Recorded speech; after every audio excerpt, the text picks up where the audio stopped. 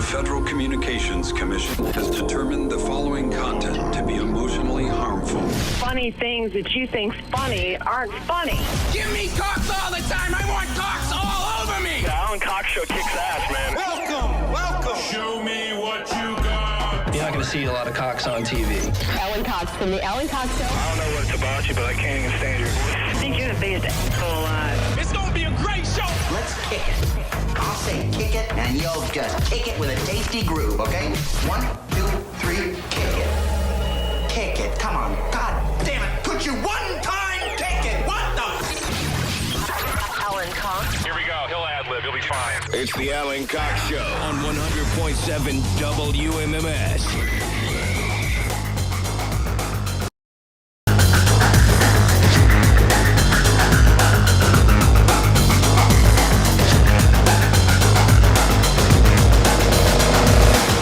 What's going on, gang? Good afternoon. Hello. We're back. How you feeling? Good? Good. All right. Make sure all my buttons are pushed. Around these parts. I'm Alan. Thank you very much for showing up. Say hi to Bill Squire, who's right over there. Hey, creepy hugs, everyone. Thanks for listening to and watching this episode of the Alan Cox Show. Don't forget to like, subscribe, and share a cold one with the boys. Mary Santora is here, too. Hi, guys. No babies. And Poundcake's back behind the glass. Afternoon, white people. Everybody enjoy their vacation. Everybody enjoy the week off. Yes. Mary's already been very complimentary of me today, Bill. She goes, "Ooh, your tan looks good. Ooh, you look so good. Look at your hair. Oh. I definitely didn't ruin your first day back. No, stop. Like I told you, it was not how I envisioned returning, but it's fine. And I've got plenty of stories from Vegas that I'll get into bit by bit, but I come in this morning and, after we take vacation, there's a lot of catching up that first day back. I've got a lot of things to go through from the week. I tell my wife, I'm never really off. I'm never 100%. I never leave for vacation and I'm unplugged entirely. I don't do the automatic email message. I have to do the podcast every day of the sum of shows, so everybody's down in the pool. I'm up in the stupid hotel room doing a podcast. You're welcome, listeners. But anyway, you could probably have somebody else do that while you're on vacation. I could figure it out, or we could have somebody, be my guest. There are like 2 other people that work at this station, and I mean that total. But now that we're bringing back some people in promotions and stuff like that, they can do it. But it also used to be my job. I'm not leaving that to promotions people. They have their own jobs. It's like when salespeople come to me and they go, "Hey, could you get on this call we're gonna have today?" I go, "Why don't I do your job too? What, I gotta do everybody's job?" But this is someone that's you guys are coming in here doing my show. He for digital stuff too. So they're wearing a few different hats. That's different than what I'm doing. Right, but I'm saying for situations like this where you're out of town, so you don't have to leave the pool to go do the podcast real quick. I mean, it's fine. Makes me look like I'm working hard. All right, fine. Nevertheless, so I come back. He doesn't want solutions. I come back. There are plenty of solutions. I need solutions that work. I can't even get people around here to shut the fridge in the office. Oh my God! I'm gonna leave the podcast to them. I come in this morning. The floor is completely wet. I go, "What is going on?" So I fire off this group text. I go, was anyone in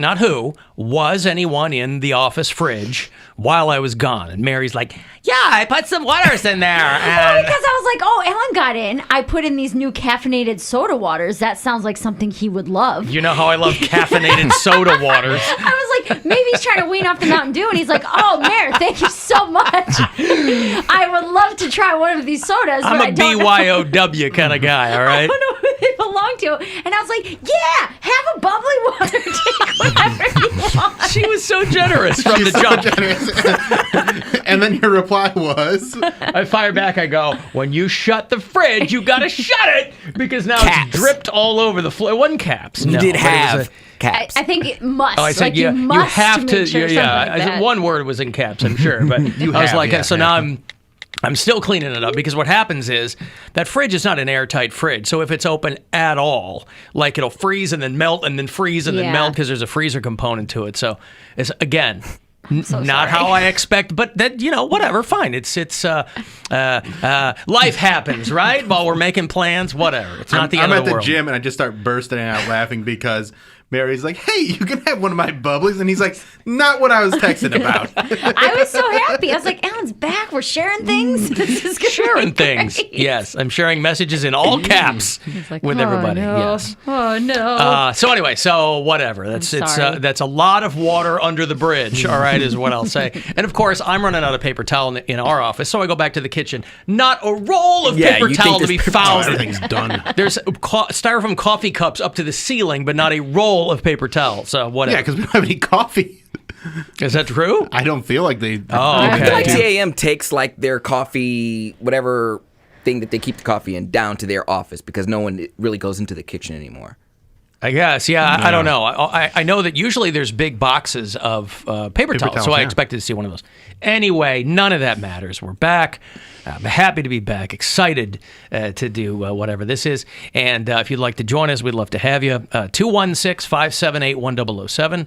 To get us live, 800-348-1007. I was going through the myriad after-hours voicemails from the week that we were gone.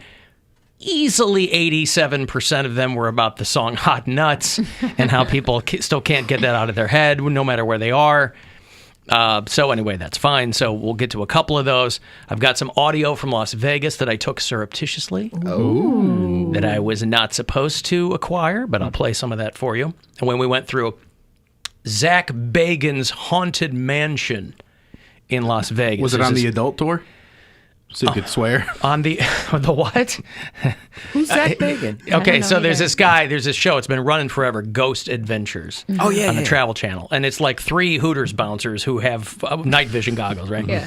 And this one guy, Zach Bagans, has put himself at the forefront of this. And whatever you think of the show, he's got a pretty good thing going there, right? He's convincing people that all this nonsense is true. But there's a great deal of history in these shows, too. So that's why my wife likes these shows. She likes the history behind this stuff. So she goes, you don't have to go with me. I go, no, I'll go with you. It's $80 a pop, right? I'm like, I want to get in there and see what's going on here. It's this massive house in downtown Las Vegas, what they call Old Vegas, right? Because they've built the strip up for people who've been there. You know what I'm talking about. But Old Vegas is where you can go. The table minimums are lower, but you can have just as much fun, which is what we did, like right when we got to Vegas. That's what I was talking about. 116 degrees. Whoa. But it's a dry heat. People say that, and they go, well, by the time you get to 113, doesn't matter if it's dry. But coming back, because we flew out of Detroit, and of course we get back to the Midwest, and it's pouring rain, and it's gray, and whatever. It's Midwest weather. But that humidity's no joke. So even though it's 116, and it is like a punch in the face, again, it never dropped below 100 even at night. Wow. So like when we left the UFC fight on Saturday night, it was 106. That's crazy. At 9:30 at night. But you just kind of get used to it. But as a result, we didn't do a ton of walking around. There was I'm sure we'll go back. This was my first time in Vegas. I'd never gone. And so there are obviously a billion things we didn't do. Not least of which is because it was so goddamn hot. Now, that didn't stop a lot of other people from walking around. It's like people with toddlers on their shoulders. Yeah. I'm like, oh my God. And probably just people getting dehydrated like crazy, God. especially the way they beer, drink it. I mean, you're already going to have a massive hangover going to Vegas. A lot of people, we weren't hungover once, so we must have done something right or gotten lucky or whatever. But our friends, one of my best friends lives in L.A., and so that's why we went out there, because they were coming. They go to Vegas all the time because he spends so much money. They give him stuff all the time. And so he's turning 50 tomorrow, and so we were kind of co-celebrating our 50th birthdays or whatever. But those guys come in from L.A., and so, a lot of people who live out that way, they're just kind of more used to that, whatever. But I'm telling you, man, 116. Because even at the airport, they're like, yeah, if it's north of 113, we can't fly out because it's too hot. Wow. They gotta Tires wait. melt. Or they have to fly to some place that's like a couple of degrees cooler, Listen, it's 1 degree between freezing and not freezing, if you're talking about cool. So when you're talking about the heat that's required to get airplanes up and down, the air is much thinner, I guess. So whatever it is, I don't know. But they make a big show, out of this whole thing. And so, listen, I don't want to bury the lead, not the lead, but going all the way back to the beginning of vacation. Night 1, we were in Akron for Taintsmaster's show. That was so much fun. It was so fun. It was so much fun. Bill was there. Yeah. Charlie was there. LaRoque was there. And a lot of fans of this show were there, which was great. It was just nice to be back in a place with loud music, low ceilings. It was just fun. It was great. This place called Annabelle's, which I'd never been to before, and I can't believe I've never been. You guys been there before? I've done comedy there. Yeah. Oh, you have? Yeah. I'd never been there before, but it's precisely the kind of place I love. I don't get to Akron very often, but Taint Smasher was in town, and he was doing a show, and a couple other bands, and it was a lot of fun. That was a lot of fun. So fun. Watching his brother's band opened up Curtains, and they were fantastic. And a band called Cheap Heat was there, too. And they were like wildly different. So, like each set was different than the last, but I enjoyed all of them. And all right, now we just talk to the people on the live stream. This is online only content for the people who are and there's an Amber Alert going off too. So. But it was fun. I got to tell you, I had never seen, because I've only been to one Roverfest, I had never seen LaRoque in action. Oh, isn't it weird? Oh, this is an Amber Alert for a child abduction. This isn't weather. Yeah. Lorraine OH is how it's just this automated message and a computer. It's like when people do the TikToks with the computer voice. Yeah. That's what you related to right away. Well, that's what it reminds me of, where they just read sad. An abducted 2-year-old male named Major Johnson. I think that's what he said. When you name your kid Major Johnson, you better hope this kid grows up into something. Yeah, right. Worth respecting. Major Johnson. And you're going to get abducted if your name's Major Johnson. Corporal?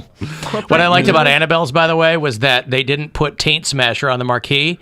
They put Ain't Smasher because I guess they felt weird about putting the word taint up on the marquee. He thinks they ran out of T's, but I think you're right. I think I'm right. Yeah. That's what I said we were there. I was like, nah, they just weren't going to put the word taint on the... They only had one T as his... Yeah, well, there's other stuff. Oh, I guess. Yeah. I was like, it's not like you need 5. Right. Yeah, because there's band Curtains and there was like other stuff. And that's where I found the corpse. All right, I've got to take a break. If you want to join us, please do. 216-578-1007. A lot of stuff to get to on our first day back from vacay here. 800-348-1007. Send a text if you like, 35192.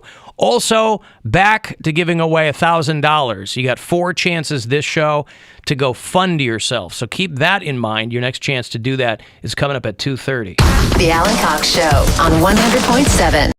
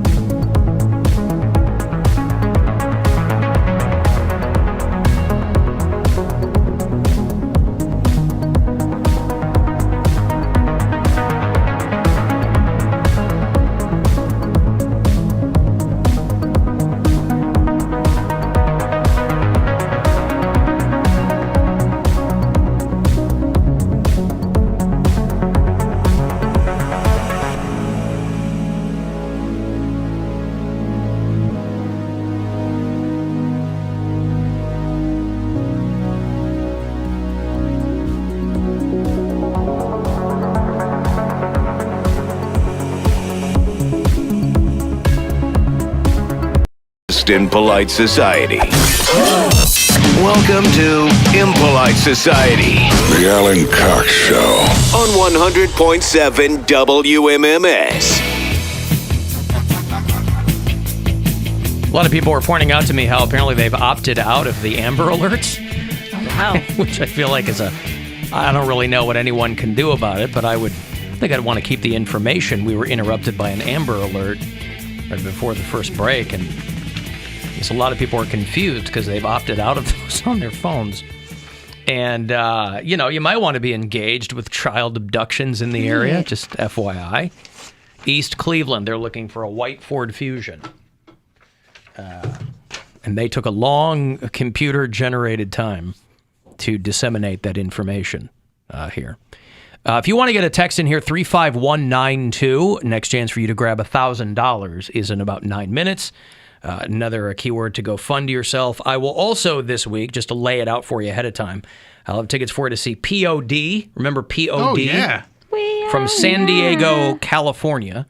They're on tour in September. They'll play the House of Blues. Black Label Society, one of my favorite bands, touring with another one of my favorite bands, Prong. They're going to play at the House of Blues in November. I'll have those tickets for you. And then Seven Dust, another Dynamite band, going to play the Agora in September. So, what does POD stand for? Payable on Death is what that stands for. Okay.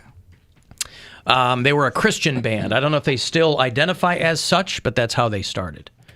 Those guys, POD, were I haven't kept up with them, so I'm not sure what they're up to these days. Payable on Death being a reference to your soul when you die. Your immortal soul. Something like that, All those bands usually keep it on the DL that they're a Christian band when they first start out. No, it's when they first start out that they don't keep it on the DL because they're trying to get that worship music crowd.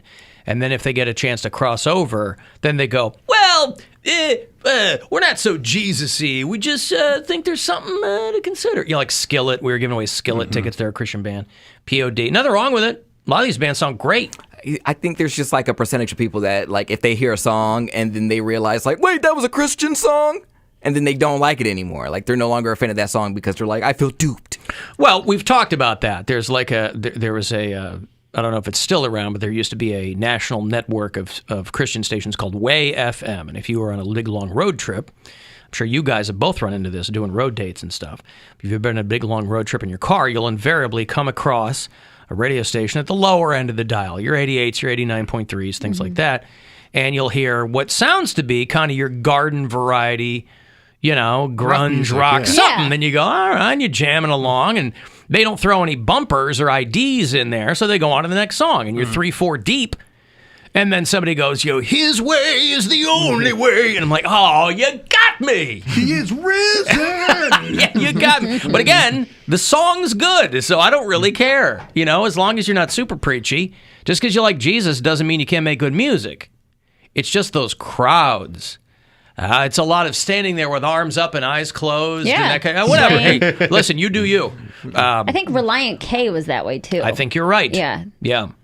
There was a band called Lifehouse. Yes. Hanging Fire Moment. They had one hit 20 years ago. And then they, but yeah, every once in a while, these bands will, if they cross over, that's when they're a little bit more quiet about the Jesus thing, which I find wildly ironic, because isn't that one of the things, one of your big scenes in the Bible, right, is when Peter denies knowing Jesus, or being a friend of Jesus, They right? don't deny it, they just don't shout it. They just... that is true. If they had it on a T-shirt, they'd wear a button up over it. All I'm saying is, these bands are hiding their light under a bushel basket. Best way to spread Christmas cheer is to sing loud for all to hear. Haven't you guys watched Elf? Yeah, that's right. So, yeah, whatever.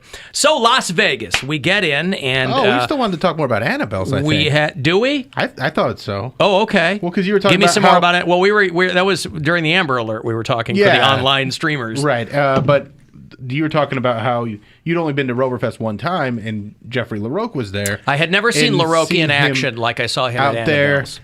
doing what he does. In action? Well, here's the thing. He's taking pictures of girls or whatever, and this one girl kept leaning in and telling me who she was, as though I'm supposed to know. And I go, oh, okay, nice to meet you, whatever. And she and some other chick had like a matching T-shirt on. I don't know. I assume the only reason Jeffrey was there is because he figured that Miles would be doing a bunch of Jeffrey songs in his Taint Smasher set. Right. And I don't think he was wrong. So I think he did one. Okay. I think he only did one because then the rest were pretty much from his new album. Right. Yeah. Because Taint Smasher obviously is a legitimate artist in his own right. Right. He's not just the guy who does Jeffrey pooping songs, right? Mm-hmm. He still does. He's got a whole bunch of pooping songs that have nothing to do with Jeffrey. Of his own accord, all right?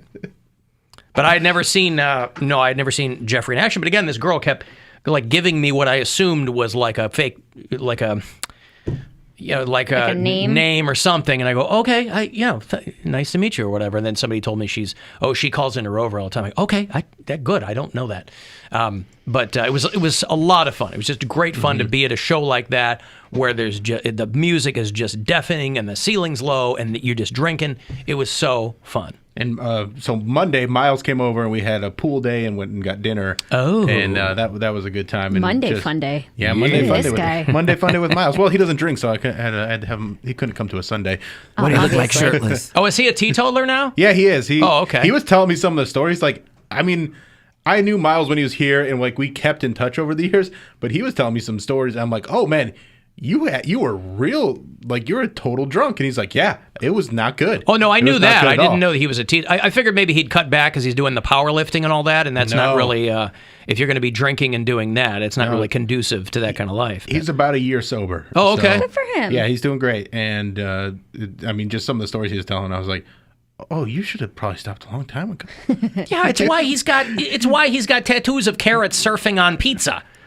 Like, you know what I mean? You're not stone cold sober. I mean, he's still getting dumb tattoos. He got Arnold Schwarzenegger as Mr. Freeze tattooed like later that night, right after we were hanging out. So I think that's a good tattoo. He's talking about like I wanted to get a tattoo in like Vegas. That. And Why didn't you? Because I didn't want to sit in a place when it was 116 degrees. They don't have air conditioning? Gwen was, huh? They don't have air conditioning? They definitely would. Oh, they do, but you barely feel it when it's Yeah. 100. Anytime somebody opens a door, it's like you're getting punched in the face with a pizza oven. So, did you go to Kardashian Chaos? I hear words coming out of your mouth. I don't know what they mean, but no. Courtney was at the UFC fight, though. She's tonguing Travis Barker. I'm like, I you saw that. suck. She's hot. You suck. I'm up in the 200s. They're ringside, She's hot, you Yeah, suck. whatever. Dude, when they panned out, I couldn't believe how many people were there. Why? I don't know. I'm so not tapped into the fighting world. There are Good still fun. people that go to WWE, I and they get know that, it's fake. But I think that might have been the first full arena I've seen since all the COVID restrictions. That's where we have the iHeartRadio Music Festival. That T-Mobile Arena is a massive huge. arena. And I'll get into that later. I cut Sorry. Bill off, Go though. ahead. You were talking about... But anyway, just hanging out with Miles. But just like watching him do what he does on stage, and like it's just I don't know. He's just an incredible talent, and I'm just picking his brain about like how he comes up with all that stuff. He's like, I don't know, man. I'm just real sick in the head. And then we start talking about childhood stuff. Like it was good to catch up with him, but mostly like seeing him live at Annabelle's, like you were saying, was just so much fun. Being was in great. that like small rock club situation. Yeah, it was a lot of fun. Yeah. And then, he's like all powerlifting and stuff. Now. He's a ridiculous man, and I like him. Yeah. Okay, so I have so many things I want to talk about. I'm not sure which direction to go. So we get it. We stayed at the Bellagio. So we get into we get in and we get to the hotel and we're getting checked in and everything. Well, I'll tell you, one of the first things I had to get used to again is everybody smoking inside. Yeah, that's Oh, awful. you can do that everywhere? Pretty much. I think there's one. I think the Park MGM where we had dinner before the fight. I think that's the one casino where you can't smoke. Was it wonderful? Like you walked in, you're like, Well, yeah, because when first they screwed up our room and they put us on what turned out to be a smoking floor. We walked in and Gwen goes, "Oh no." And I go, "What?" I was kind of nose blind to it. And she goes, "Somebody's been smoking here." I go, "You sure?" And I look over on the table in the other room and there's an ashtray there. Yeah. So I call down and she goes, "Oh, 19's a smoking floor." Get us out and of here. I go, "We're not going to be in here." Yeah. And the hotel was like sold out or something. I don't, whatever. That's what my buddy said. So they just put us a few floors up and it was great. So change, get downstairs, right, and get into a cab. And I'm wearing my Sox cap. And the cabbie is from Chicago. Hey. And so we start rapping. We completely coincidentally, by the way, get the same guy later that night, like in front of the hotel. We weren't taking That's crazy. I know. We kind of cabbed it. We didn't really take Ubers unless we were in someplace weird. Mm-hmm. But like going from a major point to another major point, we just took cabs. Yeah. Because they're right there. I did not want to wait for a guy to show up when it's 116 degrees, right? Just get in the car. We did that a couple of times, and I'm like, I'd like to minimize this if we can. And taxis are giving you flat rates and crap. So, yeah, we end up talking to this guy, and he's, telling you where to go. So we pretty much make a beeline for Old Vegas, which is downtown Las Vegas. Because we want to play some, again, I was reading my Casino Gambling for Dummies. We had spent the night at my in-laws' house because we were flying out of Detroit and we were dropping our daughter off. Yeah. So he gave us a crash course. He's like a beautiful mind when it comes to gambling. Yeah. And so he gave us a crash course in like blackjack and craps and all that kind of stuff. So at least I went in feeling like I knew. But I'll tell you what, man, when you walk into these casinos, and again, I've never been to the casino here in Cleveland. As many years as I've lived here, as many years as that's been open, I've never gone in there. I couldn't get my head around anything. Like I was like, oh, it was so It's overwhelming. immediately overwhelming and intimidating. I'm like, oh my God. I'm like, let's, because Gwen's like, well, let's play some video poker or something. But it's like 4,000 machines. I'm like, I don't know what am I doing here? Like, what, Yeah, it's a lot. And like, you I don't gotta know get- what to look for. I Like, make a you deal. can- I start putting money into this one machine, so a girl will come over and bring you a drink. bring me a drink. And then you can say, where am I? How do I get to poker? I'm playing like nickel slots, Right. just long enough for her to bring me a drink, and then I cash out and Yeah. then take my drink, and we went and played. But we sat and played blackjack for a couple hours. I like blackjack. I was doing all right. It's my favorite. It was a lot of fun. I was up a couple hundred, played all my chips, didn't care. Yeah. So, buddy of mine lost like $4,500. What? Yeah, he was playing. But that's why he gets all the free stuff, right? Right. Exactly, Yeah. because he's like, we could stay here every weekend for free for the rest of the year, and they don't care because he's just like, he's a hamster with the pellets. So they love him, but yeah, he's got a huge entertainment budget. Yeah. And he's like, I'm like down like $4,500. I love He's how like, he says so cavalierly. Well, he and his wife, he's one of what they do. one of my best friends. He and his wife, no kids, both have great jobs. You Yeah. know what I mean? So it's like they just. That's nothing. What else It's are they going to nothing, spend it on? of course. Yeah, You know? I've got a $1,000 here for you to win. A new chance for you to go fund yourself. So listen closely and good luck. The Buzzard wants you to go fund yourself and score $1,000 now. Text the nationwide keyword cash to 200-200. You'll get a confirmation text and info. Standard data and message rates apply in this nationwide contest. That's cash to 200-200. Good luck and go fund yourself. From 100.7 WMMS. So, by the way, before I go back into Vegas, how is your Sunday Fun Day coming together? Was Miles there for Sunday Fun Day, No, he or wasn't just there on for Monday? Sunday Fun Day. But I've had some pool days, like overall. None of the. Well, as we move through the week in all the stories, I got my stories too. Let's stick with Vegas for a bit. Okay. Were you interested in learning blackjack? Like, were they teaching you about like bus cards and when to split, when to stay, like Yeah, the dealer? all that stuff, yeah. Okay, because I didn't want to overwhelm you by telling you all that stuff. Because yes, the strategy just to hit to 21, but like depending on what the dealer shows, if they have a 4 or 5 or 6, those are bus cards. So no matter what you have, you stay. You know, that kind I of knew stuff. all that. Okay, Yeah, I didn't want to get too. Craps is a lot easier to get really in the weeds on. Yes. So, but we were at this table, kind of off to the side.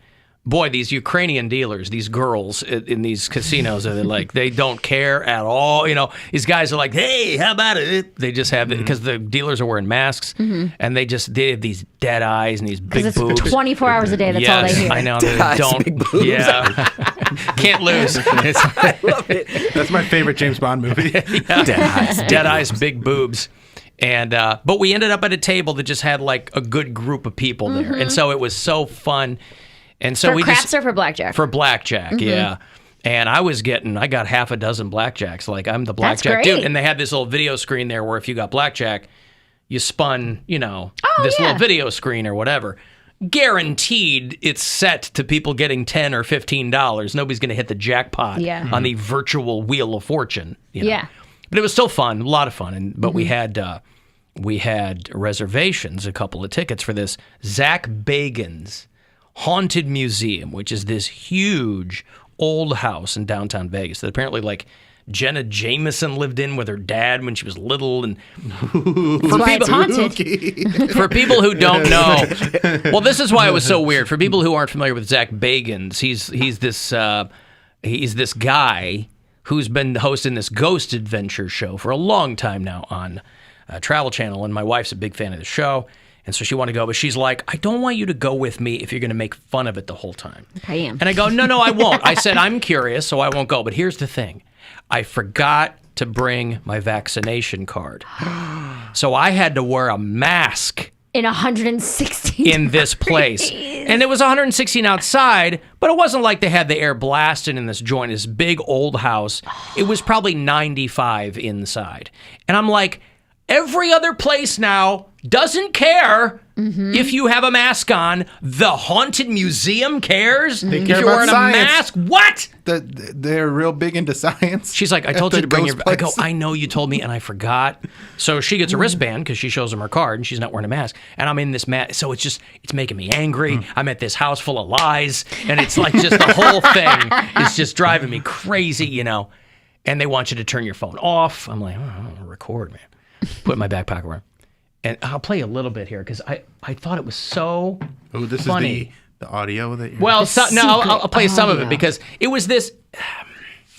It's almost hard to describe. He packs so much crap into this giant house. They're charging you $80 a head, so there's like 30 rooms in this house. But it really runs the gamut between things that are supposedly haunted, and there's these little video installations. The dark energy. I'm like, oh God, that's the stuff I hate. Right? Is these items that on their own have a very interesting story. You don't have to make them all haunted. Like, we know that's not true. We know that's not true. They're not haunted, you know? He's got, like, the Dybbuk box, you know, that Jewish wine cabinet that's supposed to, like, drive people mad or whatever. A day later, the guy who sold it to this Zach Bagans guy, like, admits it's all made up. We're like, yeah, we know. Yeah. We know. He's going to have to slash the ticket price on this thing. But out of all of the weirdo things in this museum, because they have, like, a basement you can go into, and there's a pentagram on the floor, you're like, okay. You know, they have a serial killer room where, I mean, this guy gets really into the weeds. Jeez. He's like, here's Ted Bundy's mask. Because Gwen and I were kind of doing a post show as we were waiting for the Uber, and she goes, what'd you think? And I go, I got to tell you, that serial killer room I thought was really gross. Yeah. Gross. Yeah. So Ted Bundy wasn't vaccinated either. That's correct. And they kept his mask. That's right. Yeah, they had like Charles Manson's pajamas and all Yeah, I this like like weird. that. And I'm like, these are people who murdered. I understand murder tourism. I absolutely do. But so many things on their own would have had an interesting story without then going, the hauntings. Or I'm like, okay, stop. Well, anyway, one of the rooms had the bed that Dennis Hoff died in. Remember Dennis Hoff? Yeah, the guy that owned the bunny. This was the ranch. whoremonger who ran the bunny ranch out. Yeah, right. So they've got the big, and they've got tour guides with you, so they're telling these stories in this real sing-songy fashion. And the theory is supposed to be that Dennis Hoff's bed was cursed. Of course. Because You said this was a horror house, not a whorehouse. Horror. Because horror. it came from somewhere else. They had this big display on the wall of this photo of Dennis Hoff and these two women. And in the background, there's some kind of digital glitch, or some hoe probably walked in at the wrong minute, but they blow it up and it looks like a demon. It is a demon. And so that's what... Now, on the opposite wall is a big display of Lamar Odom, who, of course, overdosed in that bed. In that bed? But Yes. swore he didn't take any drugs. And so what could the explanation be? Demons! Demons, yeah. Yeah. Let me play this for you here. I've probably seen scarier mattresses on the side of the street, though.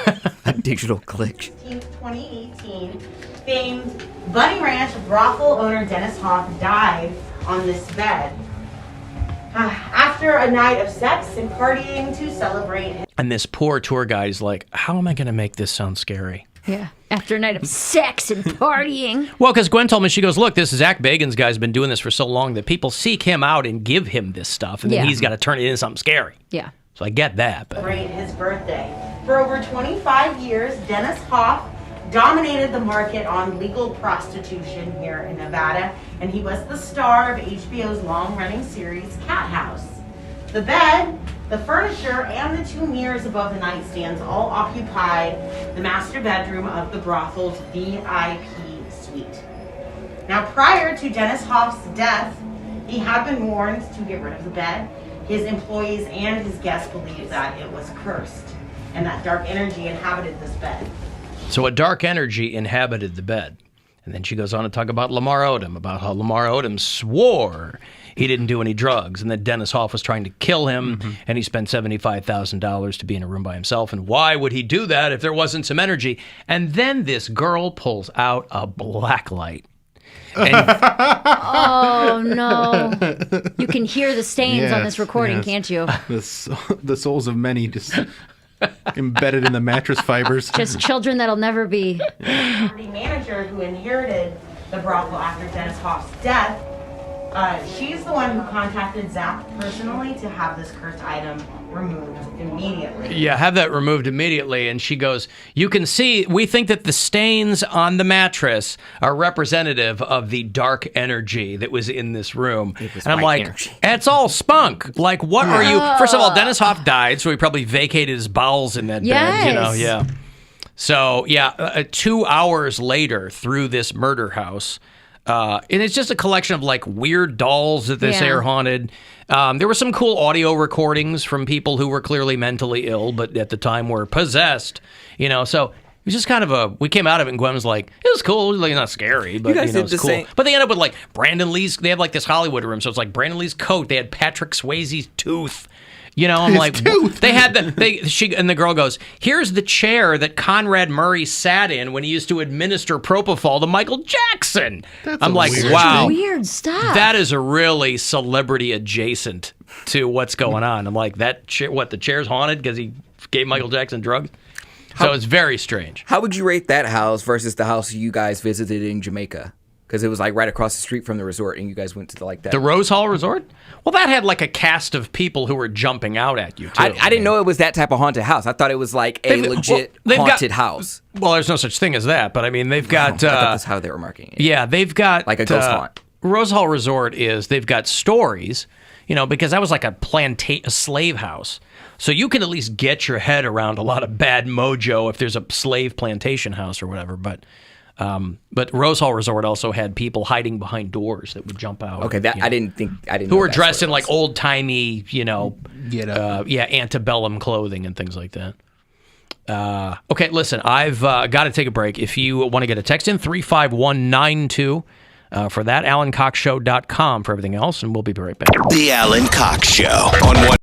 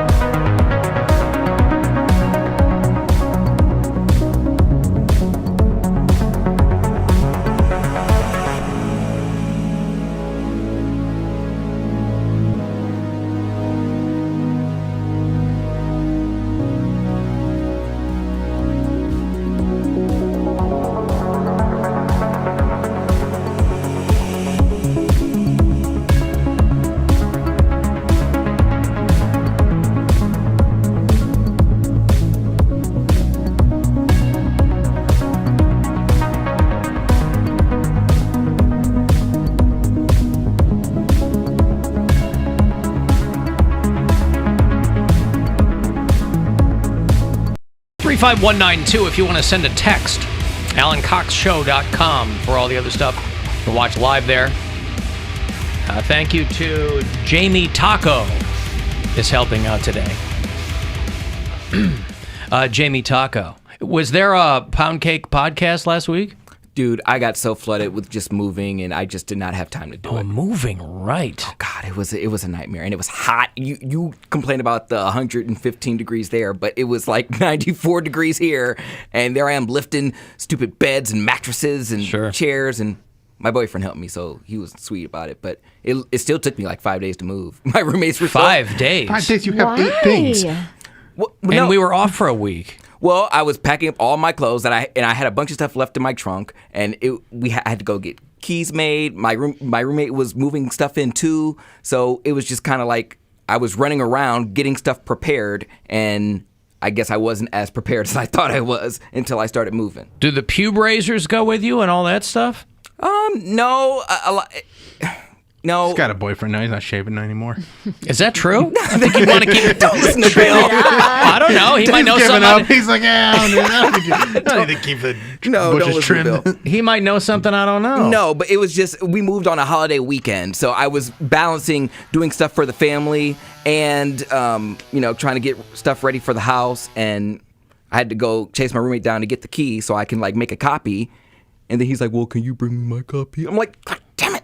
I'm just so angry. But having a straight roommate, I forgot about it because I haven't had one in so long. It's the best. I've been in the house now since Friday. And you moved from West Park to where? Pretty much West Park. It's a different part of West Park. Yeah. Oh, West Park's not that big. It's right down the road. Oh, okay. But having a straight roommate. There's a murder in West Park over the weekend. There usually is. Yeah. It was like at 7 o'clock in the morning at a diner murder. Hey, there you go. I said over easy. Don't you know there are 9 ways to prepare these? You chose the one I didn't want. I said 0 pulp.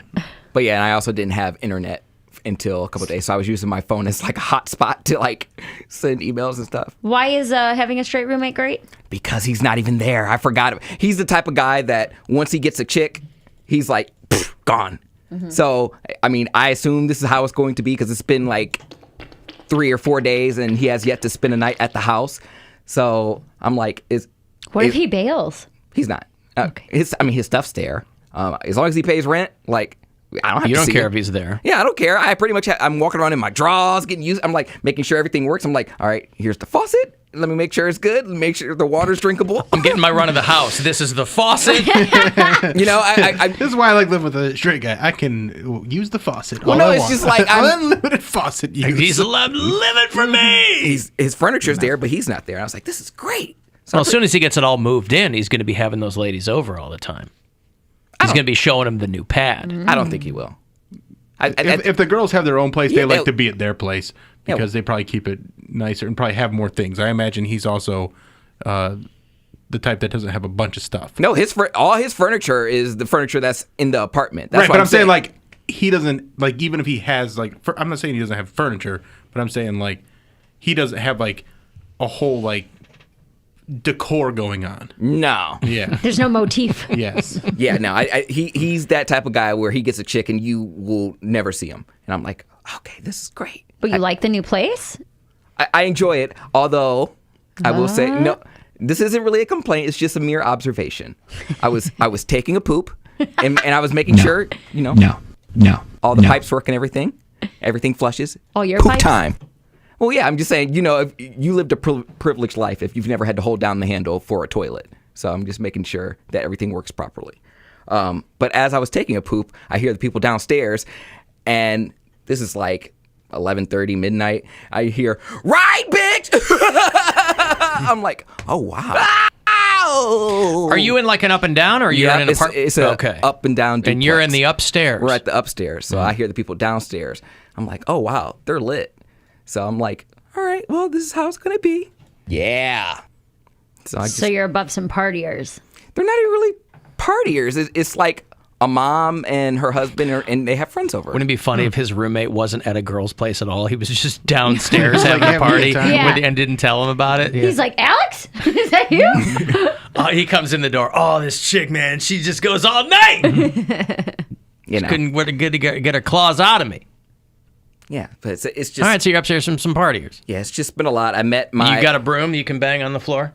Keep it down! Yeah. Yeah, I had a lot of realizations this weekend. I met my little cousin for the first time. My cousin gave birth, and so she's like a week old, so I met her at... How old's your cousin?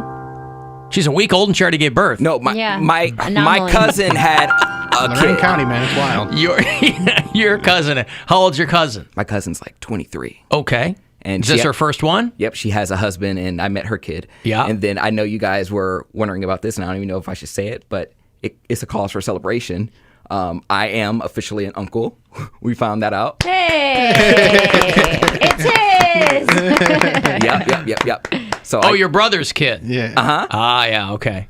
Yep. So you're a Gunkle Poundcake. So homie, like it has just been a whirlwind, and then I Friday morning I'm like, well, I already missed the podcast. Might as well make next week a good one. So yeah, it was a lot. Huh? You moved. You're an uncle. The whole bit. Met my little cousin. Yeah. Don't forget the faucet. So found a faucet. He looked at the just make sure faucet. the water works right. I had to, You didn't check that before you moved in? It wasn't turned on. What do you mean? Okay, I don't know. I always make sure things are I working. I didn't take a shower. It's not like I'm gonna put a load of laundry in and make sure. How long had it been vacant that they turned the water off? Yeah, and wouldn't it be on if there's somebody downstairs? That's what I thought. They turned the water off upstairs. The water goes through the whole house. Yeah. Well, I didn't check it. Okay. But was it brown when you first turned it on? No. Well, then it probably wasn't off. I'm saying I didn't check it. I didn't check the faucet. I'm not going to take a shower. I mean, I don't know. Right, but usually when people go through a place that they're going to live, they'll pop the water on. Yeah, you want to get a vibe on what the pressure is. Yeah. If it smells gross. With this year being largely centered around water not working in apartments for this show. Okay. All right. Let's relax a little bit. What I'm saying, but would you go into a new place? No, it'd be the first thing I ask. You're gonna turn the water on and you'd be like, how is this I was filling flow? out applications asking, does this place consistently have water? Yeah. Because that's really all I am concerned about. I actually got approved for the apartment that I really wanted. I wouldn't be able to move in until the beginning of October. Oh, good for you. I know.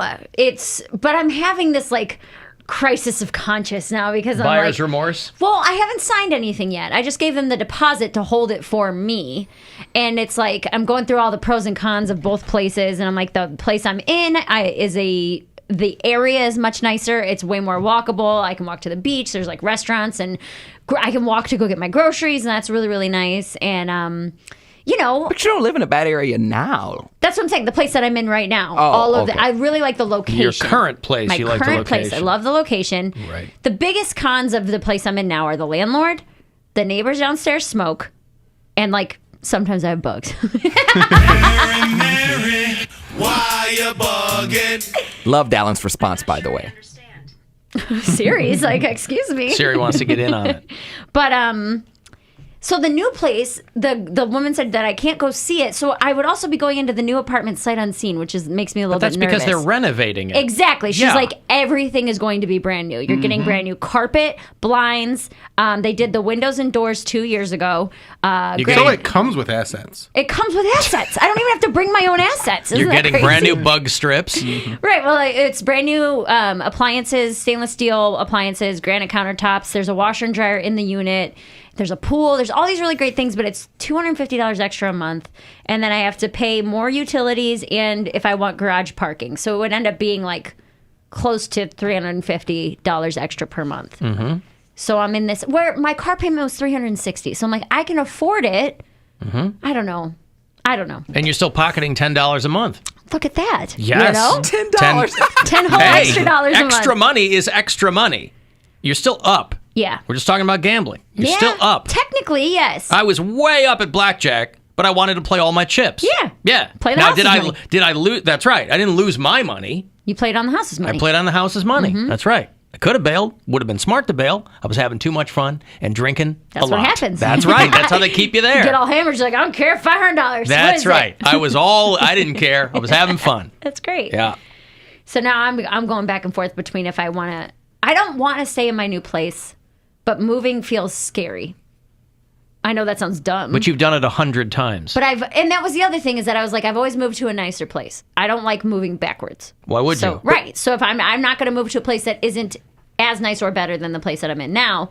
But like the walkability, I didn't realize. My boyfriend and I went and looked at the new place and just showed him where it was. And he was like, oh, there's not really anything around here. And I was like, you're right. Like we can't walk to go watch a sunset anymore or walk to go get ice cream. You're a little less central than you used to be. Right. But you're surrounded by flora and fauna. Correct. It's good for your mental health. Yeah. There's and you'll have a pool and stuff like that. There are few experiences for your mental health as distinct as taking a step backwards in your living situation. Dude. When you move at my divorce You move into apartment, a worse I was like, place. okay, well, let's hope I made the right decision. Right. Because it's the evil that you know. Moving into like my divorce apartment, it was one of those things where I'd make small talk with some of my neighbors, and I'd be like, oh, how long have you been here? And they'd be like, 26 years? And I'm like, oh, good Lord. Well, that was the other thing. A couple of people who live in the apartment complex I'm looking to go into messaged me on Instagram and were like, hey, this place is amazing. It's always on a wait list. Like, if you get a chance to move in here, you need to move in here because people live here forever.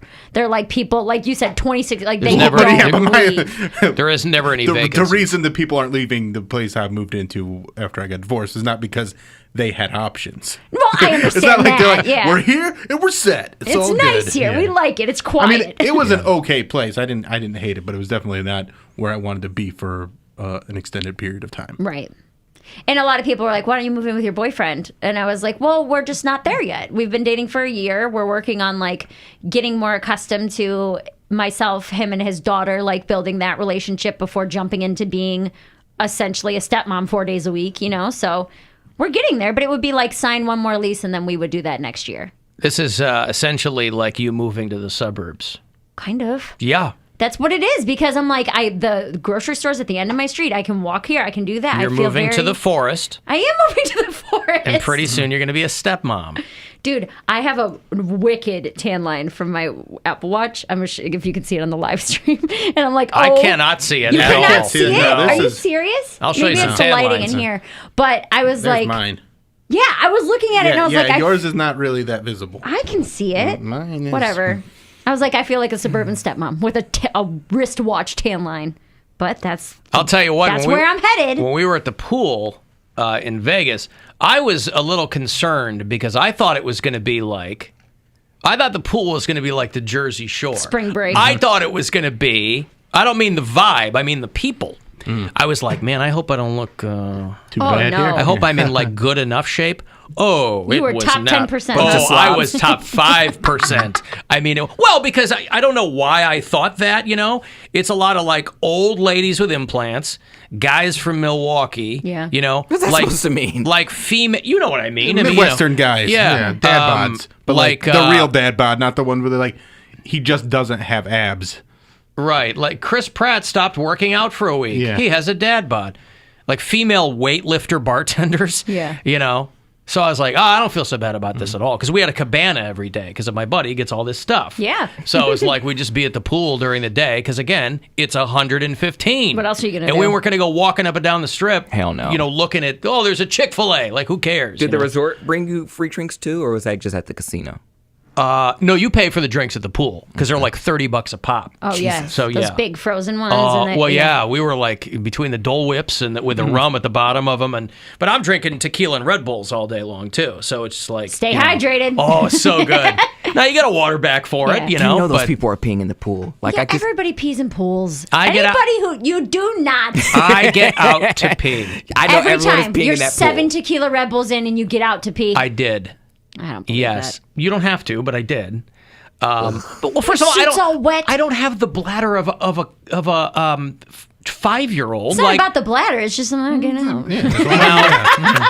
I'm peeing in this pool. What I'm saying, it was no. That's what I keep telling people. Like, I pay for the chemicals in the pool. I want them to do something. Otherwise, I go swimming in a pond. I don't begrudge anyone who does it. I'm sure everyone was. There were a lot of kids in this pool. I mean, the Bellagio's got like 8 pools. Yeah. You know, our room is like overlooking the pool on the 25th floor, so you look down. And, you know, we'd get down there pretty much when it opened. We'd have breakfast or whatever and then get over there. But obviously throughout the course of the day, there's more kids coming in or whatever. But you don't care. But no, it wasn't like I had to go pee every 20 minutes. Yeah. So it wasn't some big inconvenience. I guess. And the men's room was right over there. So I mean, I guess in that situation when the men's room's right there, but like when I'm swimming my place, like I'm peeing in the pool. Like I'm not going upstairs in the elevator every time I have to pee. I feel really weird peeing in a pool. Why? I just feel like I'm a kid peeing my pants because I'm wearing pants. I'm wearing shorts. Yeah, but you're already all wet. Do you pee in the shower? Yeah, of course. Okay. It's all tubes. It's all pipes. They all go, yeah. That's what I'm saying. Yeah. Different pipes go to different places. Let's stop with the pee pipe talk. But you're going to get them mixed up. No, I just feel weird about peeing in a pool. Well, that's big enough. I get it. Again, I don't begrudge people for doing it. I'm not saying you're an awful person. I feel weird doing that. You pee in a lake? No, I don't pee in the lake. I get up and use a toilet. If you're at the beach, if you're at like Edgewater, I don't get in the water at Edgewater. No, Whatever, thank you. I do. No. That's why my immune system's so I will strong. be in the only time I'm ever in a lake is if we're at my father-in-law's house in Michigan. And you get out of the lake to go pee in the house. Yes. It's a natural body of water. So? I just don't want to put pee in it. I'm trying to Okay. You know? Yeah, I guess. Again, I get there's everybody's pee in there doing already. it. I'm not saying I've never done it. Yeah. I'm saying that I don't like to do that. Yeah. So if I'm in the pool, I'm going to get out and go to the men's room. It takes 2 minutes.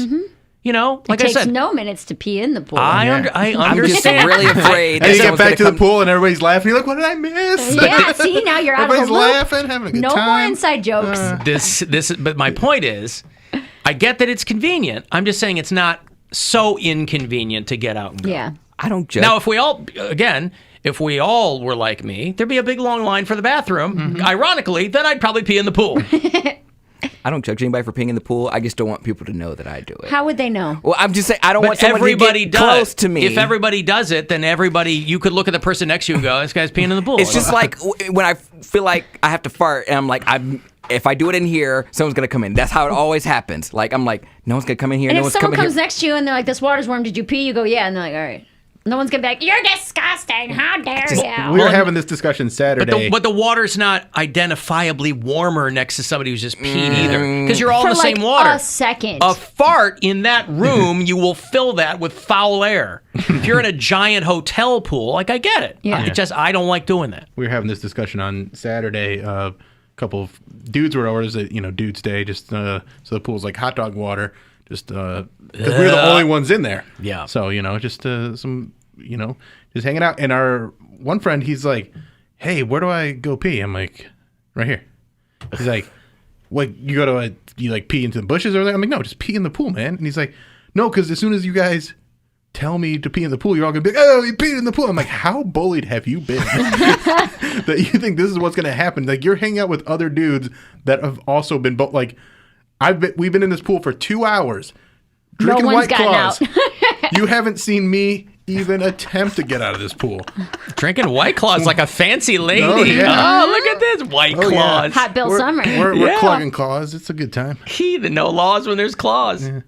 Oh boy. I felt we also had a margarita too because someone there made us some margaritas. Delicious. I felt the same way you did, Alan, where I was a little bit self-conscious. I went to the beach. I went to Edgewater with my sister and nieces for the first time.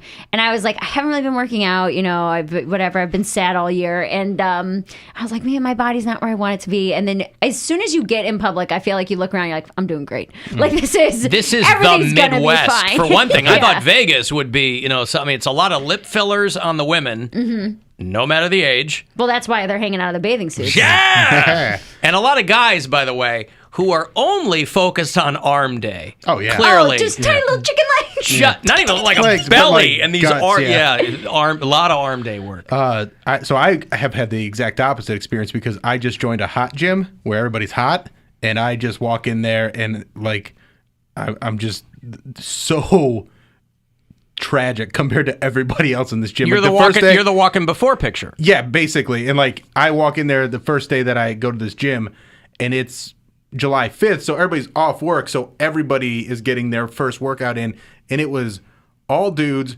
with like shoulders like 3.5 feet like wide, just in perfect. Like everybody looked like The Rock, and I'm doing just body weight squats, like wheezing, like Yeah. And they're like, "Hey, man, you got to start somewhere." I'm like, don't be nice to me right now. This is not encouraging. This is not. You got to start somewhere. He's like, I'm 2 years in. Leave me alone. This is not what I need right now. Drinking White Claws all week and like a I know lady. you guys aren't judging me, but I am judging you right now, and I have to make up really bad things about your personalities to enjoy, like to be here, to be like, oh yeah, he's in great shape, but he probably is guilty of war crimes, something like that. That guy's guilty of war crimes. Yeah, Great calves. Have you ever spent time at The Hague? Mm-hmm. All right, I got to take a break. If you want to get a text in, 35192 to do that. Next chance for you to go fund yourself, a little over an hour, but you'll have 4 chances total to grab $1,000. So listen for that later on. 35192 if you want to text. We're going to come back. I'm going to have those Black Label Society tickets for you. They're going to be doing a show at the House of Blues on November the 15th. So if you want to get to that show, I'll hook you up coming back. The Alan Cox Show.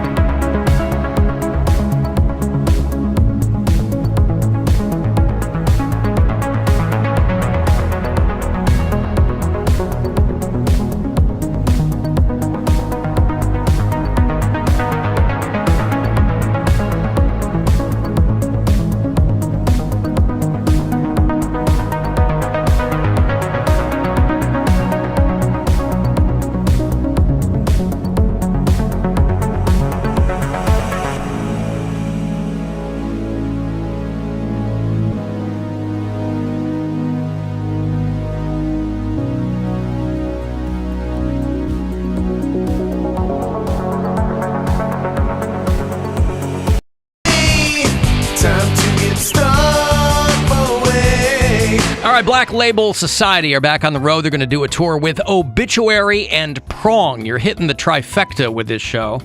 Monday night, November the 15th at the House of Blues. LiveNation.com will have whatever details you need. BLS, Obituary, and Prong, I will see you there. Be caller 10, and this pair is yours. Good luck. 216-578-1007 or 800-348-1007. Are you trying to make us all uncomfortable? Alan Cox. It's gross, it's weird, it's not right, it's not cool. And there's plenty more where that came from. Back to the Alan Cox Show on 100.7 WMMS.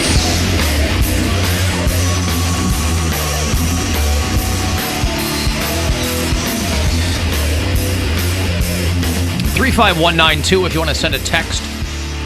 AlanCoxShow.com for everything else. You want to listen on the iHeartRadio app. If you do that from out of state, tell me where you do it. Make sure that you are on our map of bureau chiefs. I heard from Nick, who has been a longtime bureau chief in Fort Worth, Texas, and he was apprising me of his relocation. He's going to Blacksburg, Virginia, to teach writing at Virginia Tech. So there you go. He's switching universities. How do you get into college, but you still don't even know how to write yet? I'll tell you what, that is, well, just ask young Cody Brown. I don't know. So that's Nick in Blacksburg, Virginia. Now, Melissa is a listener in Beaumont, Texas. Michelle listens in Atlantic, PA. Wherever you do it on the app, let me know where. Alan, my 4-year-old from the back seat, said, were they talking about peeing in the pool, and then quietly murmured to herself, I sometimes pee in the pool, but I definitely don't poop because they will see it. She gets it. Smart for you. Well, when we were in the pool, my buddy goes, you should have brought a Band-Aid. Because he goes, everybody makes the candy bar joke, but he's like, a Band-Aid in a pool is more fun. So gross. Because everybody's like, ooh, where did that come from? Mm-hmm. It's just floating there. Somebody got me hip, by the way, to the recommendations against peeing in pools. When pee and chlorine mix in the pool, there's obviously less chlorine available to kill germs. It can also create chemicals that make your eyes red and itchy. So it's not so much that a yellow pool will form around somebody who's peeing in the pool. It's that they'll get out, and if their eyes are really red, you're like, I see what you were doing there. Yeah, I don't really open my eyes underwater anyway, so I'm not too worried about that. I was never that kind of swimmer. I like the CDC. If you've, over the course of the pandemic, if you had taken to following the CDC on social media, they posted this thing last week about diarrhea in public pools. Oh, it's a great graphic. They had a girl coming down a water slide, leaving a big brown streak. Oh. Yeah, it was dynamite. Well, everybody thinks about the peeing, right? But you want to think about do you think they the decided other things as well. Like, do you think they did like a photo shoot first, and they're like, you know what, we should have done this in cartoon. We'll do a cartoon. Boy, I certainly hope so.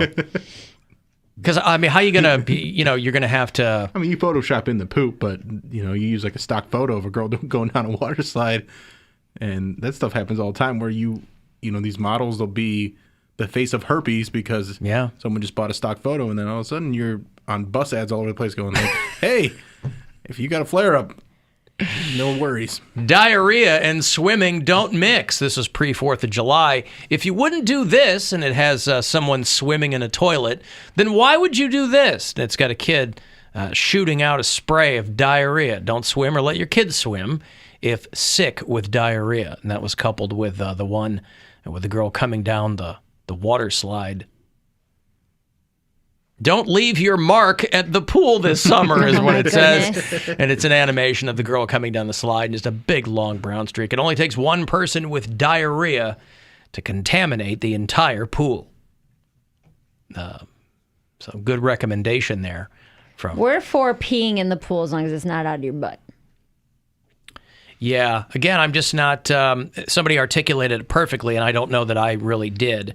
But the peeing in the pool thing, the reason that I get out is because that feeling of peeing your pants, which is what you were doing, and I was never a bedwetter or a pants pee or anything like that. Maybe that would have helped me along the way. But when you're a bedwetter, you don't really feel it, so you're not really. You just wake up to it. But you wake up wet. Yeah, you wake up wet. But I'm not like blacking out and being like, I'm all wet everywhere. Like you wake up and. I'm just saying that feeling of peeing your pants actively is one that I can't. I'm not going to get my head around that. Yeah.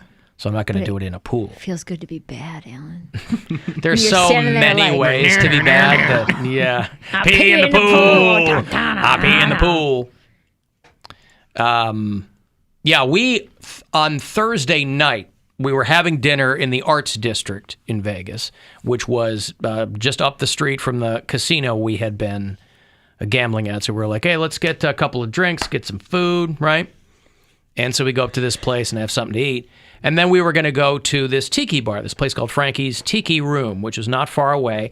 I said, you know what? Let's walk. Yeah. It's a 16-minute walk. It was a mile.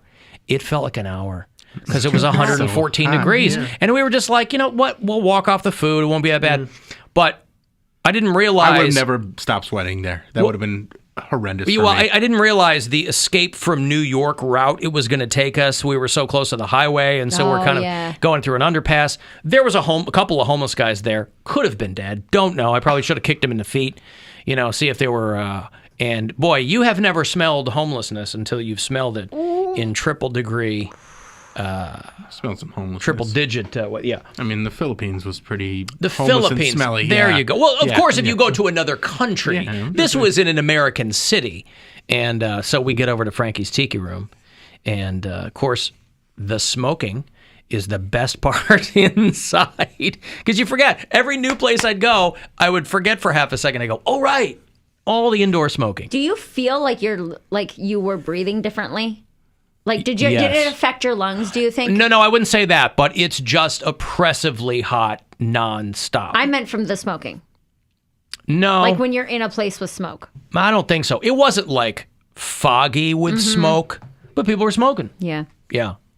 I think that my neighbors downstairs smoke, and I was like, I've convinced myself I had COVID 40 times over the last year, but I was like, I think it might be from them moving in that like I am winded and things like that more easily because I had asthma as a kid, and I don't need an inhaler like that or anything anymore, but I'm like, I bet inhaling all that secondhand smoke messed with my lungs. I didn't know if you felt like that after like a week of being in it. I did not, no. Yeah. Mm-mm. Like when we go to Denver, the altitude never affects me. It didn't mess with my breathing at all. Yeah. It just was crazy hot. Yeah. And there's a cognitive dissonance too when you walk outside and it's dark. Because like if you go to Phoenix, like the desert gets chilly at night, or it can. Not Las Vegas, boy. Well, not this time of year though. I feel like Phoenix is probably similar because it might Vegas be is also the desert. So that's what I'm saying. Yeah. But I've been in desert cities before where when it's dark, it's like if you're out 3 a.m. or whatever, it's chillier. But you walk outside and it's dark. Like when we left the UFC fight and it's still 106. That's so brutal. Like you can't get your head around it. That UFC fight. Listen, I'm not Joe UFC, but my buddy got comped a handful of tickets, and so your buddy is a high roller. Well, he is, and cool. A friend Does of his. He need any other friends? And a friend of his and his wife came in from Chicago. This guy who I'd never met before, but he was a sportscaster on television in Chicago. Oh, nice. And so it was cool hanging out with them. But the wives were doing other stuff, and we went to the UFC fight. And it was a spectacle. That was a fun time. A fun time. What? The fights were great. I mean, it's funny. They kept cutting to the celebrities that were ringside. So it was like Miles Teller. And they would show Travis Barker and Kourtney Kardashian, in between the fights. All the fights, like the undercards, started at like 3 p.m. I saw on your story, it was like 4 p.m. there. I'm like, what is he doing walking in Well, no, we there weren't that already? early. We went to dinner, and then we went around 7, I think, maybe. No way, because it was like 7 p.m. our time when you had posted on your story. We weren't there at 4 o'clock. Maybe you were just walking by or something. I don't know, but we weren't there that early. Because they had all these little fights, and then like the main undercard fights when they start like the pay-per-view. Yeah. Like you guys saw the Greg Hardy fight. Did you guys watch the pay-per-view? Yeah, I watched it. Yeah. Greg Hardy gets laid out by this fatty from like Australia. I loved it. Yeah. It was Go fantastic. fatties! I'm always up for a fatty. Well, and so this guy Mitch, who was the sportscaster, he's sitting next to me. He goes, "That's not Greg Hardy." I go, "Yeah, guy used to play for the Carolina Panthers."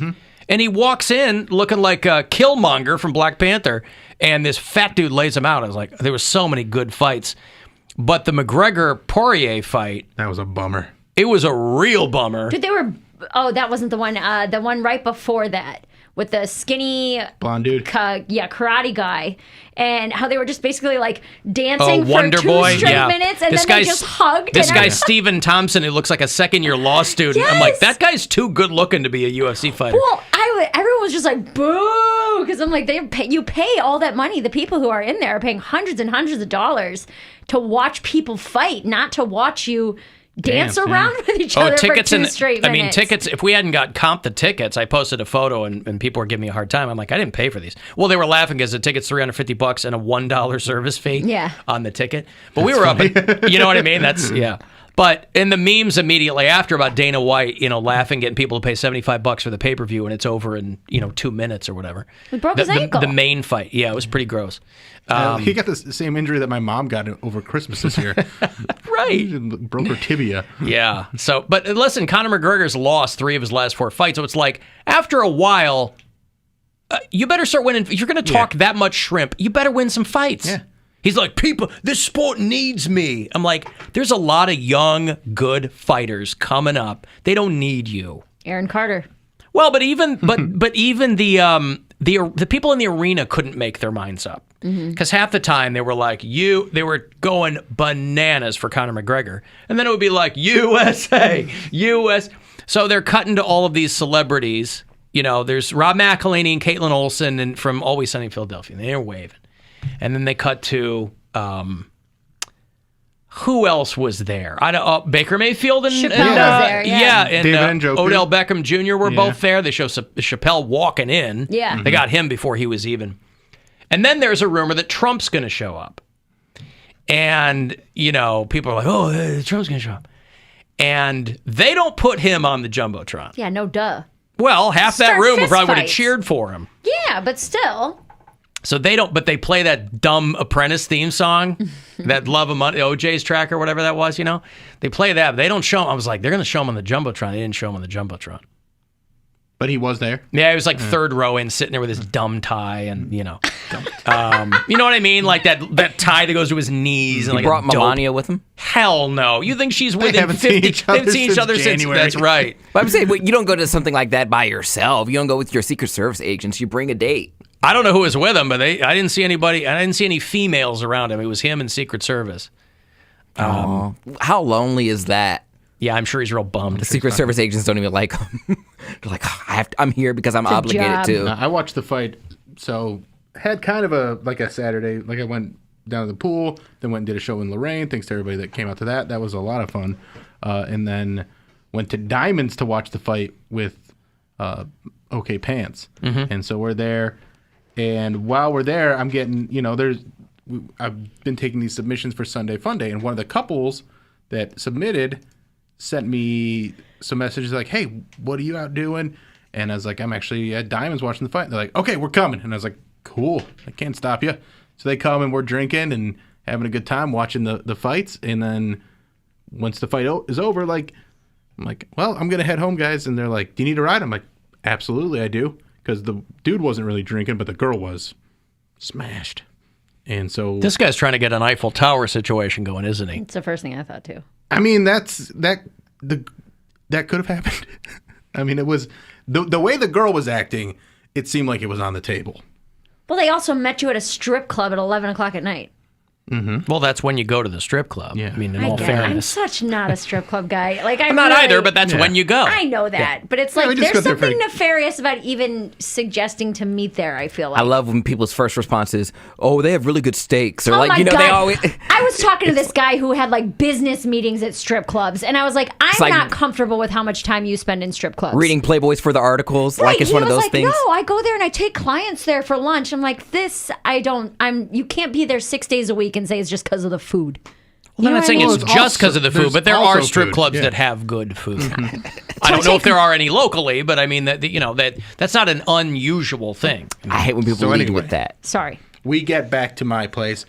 We're having one more drink. The guy. You had them up to your place. Yeah, they came over because they were These are strangers. Yeah, I live dangerous. Not guys. anymore. Yeah, They're not strangers anymore.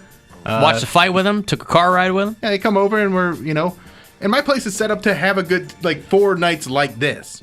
Like, I got the pool table, I got the Papa Shot. It's got the blue neon fireplace. I got the cute dog and everything like that. I got a bar, I got everything ready to go. So they come up and... Did you lay down a tarp? Oh, no. I just have a crew come in on Monday and they clean everything up. He pulled out the black light. I didn't know you had a pool table. I've told the story about getting the pool table up. It's okay. Yeah, it's when he does Jodie Foster in The Accused cosplay. Jeez. That was dark. And that was a pinball machine, I believe. He made it even darker. Well, I made it more Devotion to accurate. accuracy. That's right. Okay, please. So continue. anyway, we get up there, and the first 25 minutes is just me and this dude talking. Well, the girl is just infatuated with Whoopsie. Like, she's just running around, like, playing with Whoopsie, and Whoopsie's having a great time. And it's like the first time I was like, maybe this dog wasn't such a good idea, because she was real flirty with me for a long time, but then once the dog was there, she's just like, dog, all the time. But she was this dude's girlfriend? Wife. Yeah. Wife. Girlfriend. Oh, I thought you said Girlfriend. wife. I said Okay. couple, yeah. Sorry. Yeah. Right. But, people are people, and they... And then? She, like, had half a sip of another drink and then was out. Oh, like, man. Not like, but she was, like, sloppy drunk, and so I look at the dude, and he's like, I'm going to get her out of here. I'm like, yeah, that's probably a good idea. So nothing amazing, but they are... I mean, it was officially a Sunday at that point, so they are the official first couple to come over for Sunday Fun Day. I thought it was going to turn into them going, can we just crash here? Like the guests that No, never leave. the guy wasn't drinking, so I see. Like, he had to babysit her. He had, like, a drink, but he wasn't smashed like she was. Yeah. You didn't feel weird that she was flirting with you when her boyfriend was there? I felt incredibly weird about it. Did you flirt back? Not that much, like a little bit, but like, but that was like also... it was more like she's flirting with me, and I'm like talking and being nice, but then like kind of backing up a little bit, and she keeps like it's like a UFC fight. She keeps closing the distance on me, and I'm like, yeah. But she was real cute, so I don't want to, but I think she was just real drunk, and I don't even really know how much she was flirting or just drunk and touchy. How did the guy feel Her about ground it? game was pretty weak. I mean, he wasn't weird about it or anything like that. What was his vibe? Because like I kind of like looked at him about it. He's like, this is kind of... This is what she does. This is what she does when she's this drunk. Some people get very flirty when they drink. Yeah. Bill turns around, the guy's got his shirt off. Yeah. It's like, I thought this is the pool table balls. Sunday gun day over here. Let's make it weirder. Yeah. Where we were sitting, there was a girl, and so it was my buddy to my left, and this guy, this Mitch on my right. And in front of Mitch was this woman who looked like she was maybe in her mid-20s. There were a lot of working girls at this fight, right? So I look at him, and she's you know what I mean. She's sitting next to this guy who's like got a Hawaiian shirt on. He's got like close cropped gray hair. He's got a beer in each hand. And it looked like he might have been a man of means, And so I kind of give him the elbow, and I go, this girl's working. And Mitch goes, you think? And I go, absolutely. I'm like, this isn't her dad. Because the guy got up to go get a couple of beers, and she's like, I'll see you in a minute, I love you, whatever. And she didn't look like nothing glammy or glitzy about her. She looked maybe a little bit more on the granola side, Just kind of long red hair, anything with it. She had on this real tight dress. And when she stood up, it looked like she was about 3 months pregnant. I couldn't tell. Either she had a belly or she was somewhere in the first trimester. Anyway, so she sits down, and because somebody was getting past her, and my buddy Mitch starts talking to her, and I'm not privy to the conversation because I'm talking to somebody else. And so he goes, she is working. And I go, yeah, I told you. Yeah. She's not here with her dad. You think she was just bloated? I don't know. She told him $400 for a half an hour, $500 for the hour. She goes, or I can just sign your document right here. She did not say that. She did. And I was like... Oh, my goodness. And my buddy's like, you mean before the guy comes back with the beers? Because those lines for the beers are really long. Wow. And I was like, yeah, there's a lot of girls. Some of the girls you could tell absolutely were there to work.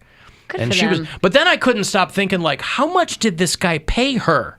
Because she was $500 an hour. She was at the whole fight That's with what I'm him. saying. She didn't get She up made and leave. $2,500 that night. At least. So she said, bye, love you? Well, some guys want that. I think they want that girlfriend the experience girlfriend type experience because she was rubbing his back. I And mean, he was sitting there, you know. This is the knocked up girlfriend experience, right? Maybe. I can't drink your drink double. Yeah. I mean, Unless she was just had a belly or was she might have a bloated or little something. belly. I don't know. There's been plenty of times, dude. I'm on my not to paying for overshare.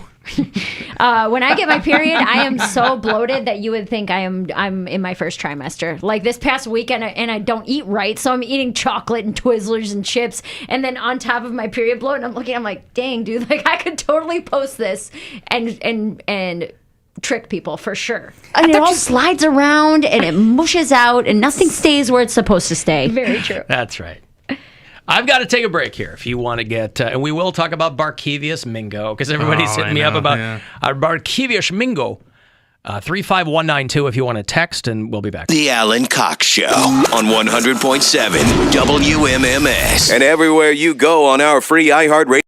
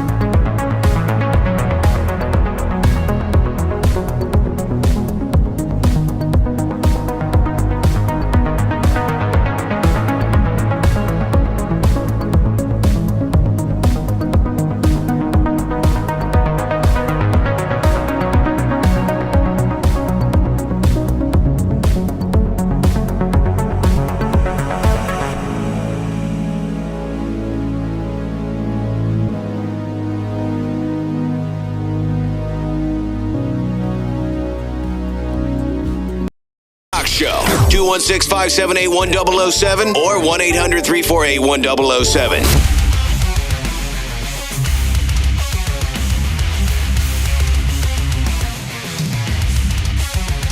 35192 if you want to send me a text.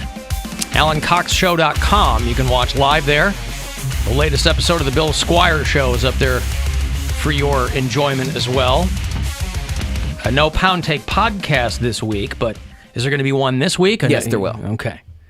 You probably you'll have more than the usual amount to talk about. That, and I believe Fancy, if we could work out the scheduling, then he will be making an appearance. He also wanted me to go to the Goodnight John Boy Club last night. What the heck is that? That's where members only Dave rules over his kingdom. Yes, he does. Yeah. Oh, the that disco 70s club or whatever. Yeah, okay. Yeah, and I was like, bro, like, you picked the worst possible weekend. Like, I'm just so beat. And he's like, whatever. He was like, what better way to praise Jesus than to go out on Sunday? I'm like, praise typical Jesus. Fancy response. And he sends me these huge, like, Lady Gaga disco hills. I'm like, all right, yes, we know the disco hills. I have to show you the pictures in the break, but I'm like, what are disco hills? He said hills. I know Heels. he did. Oh. He also said whirlwind earlier. Whirlwind? Mm-hmm. Yeah. Somebody, that's why Whirlwind. that's why I didn't know that you didn't have a podcast, because somebody said, Alan, please tell me you heard Poundcake say when he was talking to Bill Cosby, what type of finagling did he think he was going to contort? What? I can't stop saying it in my head. It's making me crazy and laugh at the same time. That was like last week's I didn't find that clip. And again, when you say things, I don't know if people hear them on the podcast or on this show. So I don't remember you saying, how did he think he was going to, what was it? What kind of finagling? What kind of finagling did he think he was going to contort? I don't say that I didn't say anything now because I thought I didn't say the whole Britney. What was the Britney Spears thing? Hang her out to drive. Hang her out to drive. I was adamant about not saying that, and turns out I said it. So I just don't even defend myself anymore. I probably did say it. Her family hung her out to drive. Yeah, her family hung her out to drive. Yeah. Maybe just better get a better grasp on the language, and then you won't have to worry about it so often. You won't have to worry about constantly defending yourself. Yeah, but I didn't know what I didn't know until I said it. Does that sound like something that you would say? What type of finagling did he think he was going to contort? Yes, it does. It absolutely does. All right. That's what I said. You don't know what you don't know until you know it. Yeah. It sounds about right. Huh. But my message, I don't apologize for my message, but my delivery, completely off. Just like Wendy Williams. I don't apologize for my you should apologize for your message. You're using words that aren't. Do you know what finagle means? It just means kind of like get around things. You mingle. No. Not mingle, but like you finesse your way through. Nope. What does finagle mean? Well, finagle is more like when you're getting something through. Like a loophole almost. Well, devious. It's more nefarious. Yeah, it's like a detour. Huh? No. Okay. And you know what contort means? To change, morph, right? Right. So, well, we can go with that, sure. So, if the line is, what type of finagling did he think he was going to contort? What if you were to substitute those simpler words for those two words? It still wouldn't make sense. Yeah, I don't know. What type of devious situation did he think he was going to twist himself into? What type of detour did he think he was going to morph? I don't know if I was talking about Bill Cosby. I don't remember exactly the phrase, but I think What kind of detour did he think he was going to morph? If those are the two words he chose. I think I was referring to his lawyers. I don't know if I was referring actually to like You Bill can Cosby. listen. I was going to say you can make all the excuses you want to try to make it sound like it makes sense. It absolutely does not.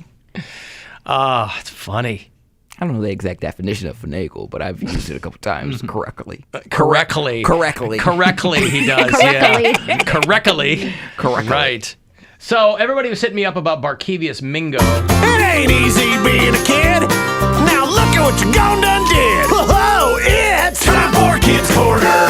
Kids Corner. Baria Mingo, who played for the Cleveland Browns. He played for my Chicago Bears. Not a bad-looking guy. Apparently, he's got a thing for the kids. He started with the Cleveland Browns, right? Wasn't this the first team he played for? He was a first-round draft pick, like early pick. He's 30 years old. He was arrested last week in Arlington, Texas. Is he currently playing for someone? I think he was playing with the Falcons, but I think they cut him immediately. Because of this, yeah. Because I was going to say, he wasn't with the Bears anymore. No, because he went to the Patriots for a bit, and he's bounced around the league. Yeah. Well, he certainly met a lot of handsome young men along the way. He's accused of having sexual contact with a child. He could get 20 years in prison if they find him guilty. Apparently, he was kept grabbing some kid by the underwear and trying to get him to do some stuff. Oh, it was a boy. A boy. Oh, I didn't read that part of the story. Do we know how old? It sounded like he was young. I think like under 12 to get something like that. Yeah, I think so. Well, because a child, they consider like a child. Yeah, usually they'll say minor if it's like a 17-year-old. I heard this on Saturday when my friends were all hanging out watching the fight. They were talking about this, and they said a kid, and I was like 10 or like 17. I know it's not right either way, but there's degrees. There are, you know? yes. It's in the eyes of the law, there are degrees as well. But also, his lawyers are saying that this is absolutely not true, and this happened allegedly in 2019, where he pulled at the underwear of a teenage boy in a Texas hotel room. Police said that Mingo took a teenage family member and the alleged victim to an amusement park and go-kart track during the 4th of July weekend a couple years ago. He brought the boys to a steakhouse. So this is a relative and the relative's friend. Hey, my uncle plays for the Falcons or whatever. We're going to go. He allegedly brought the boys to a steakhouse and bought them clothes at a Nike store before returning to a hotel room where he was staying. And the police say that he allegedly tugged at the victim's underwear and became more aggressive. Wow. The victim said that while this was occurring, he was scared and pretended to be asleep. He is then Mingo is alleged to have tried to have sex with the victim. He was still part of the Seahawks at the time and was traded to the Texans later that year in 2019. Falcons did terminate his contract. He and his lawyers say that the allegations are, say it with me, baseless, and got really mad at the Falcons for cutting him so quickly. Their rush to judgment. I don't know what kind of money he was making, but you can still make a decent living being a guy who bounces around the league. But yeah, he has played for a lot of teams. He signed with the Falcons in the offseason for a 1-year, $1 million deal that came with a $175K signing bonus. So wasn't making crazy money. He's got a Super Bowl ring. Not that it matters, but when you terminate when someone terminates your contract, are you still on the hook for do you owe them money or something? For the NFL, unless they have usually signing bonuses and stuff like that are guaranteed, but you can pretty much just kill a contract when you want. I mean, depending on the contract. That's why they want to get that guaranteed money. Yeah, like a 1-year deal like he was on, that is not guaranteed. They're like, whatever. So they'd be like, yeah, we're done with that. Wow. Right. I mean, they can't. What are you going to do with that? Got a lot of calls over on the Alan Cox Show after hours line while we were gone last week. You can leave us a message there anytime. And just by the tone of some of these, I can tell when people were calling during some kind of 4th of July festivities or another time. 216-986-8903. Oh, hold on. I got the wrong clip. A little rusty. Yep, that's right. A couple weeks. You're right. I wasn't thinking about the future. I made my bed and I have to sleep in it. I know I'm cool and I know I'm unique. I guess it's easy to become lazy. Yeah, there you go. I don't know if that was meant for someone else. I had to stitch that together from 3 or 4 separate calls. So somebody kept calling back and was really bummed out about something. I don't know. I also can't tell if that's a female or a young male. Sounds like a child. I genuinely can't tell. You're right. I wasn't thinking about the future. I made my bed and I have to sleep in it. I know I'm cool and I know I'm unique. I guess it's easy to become lazy. That's a girl. Sounds like a child, female. Yeah. I don't know.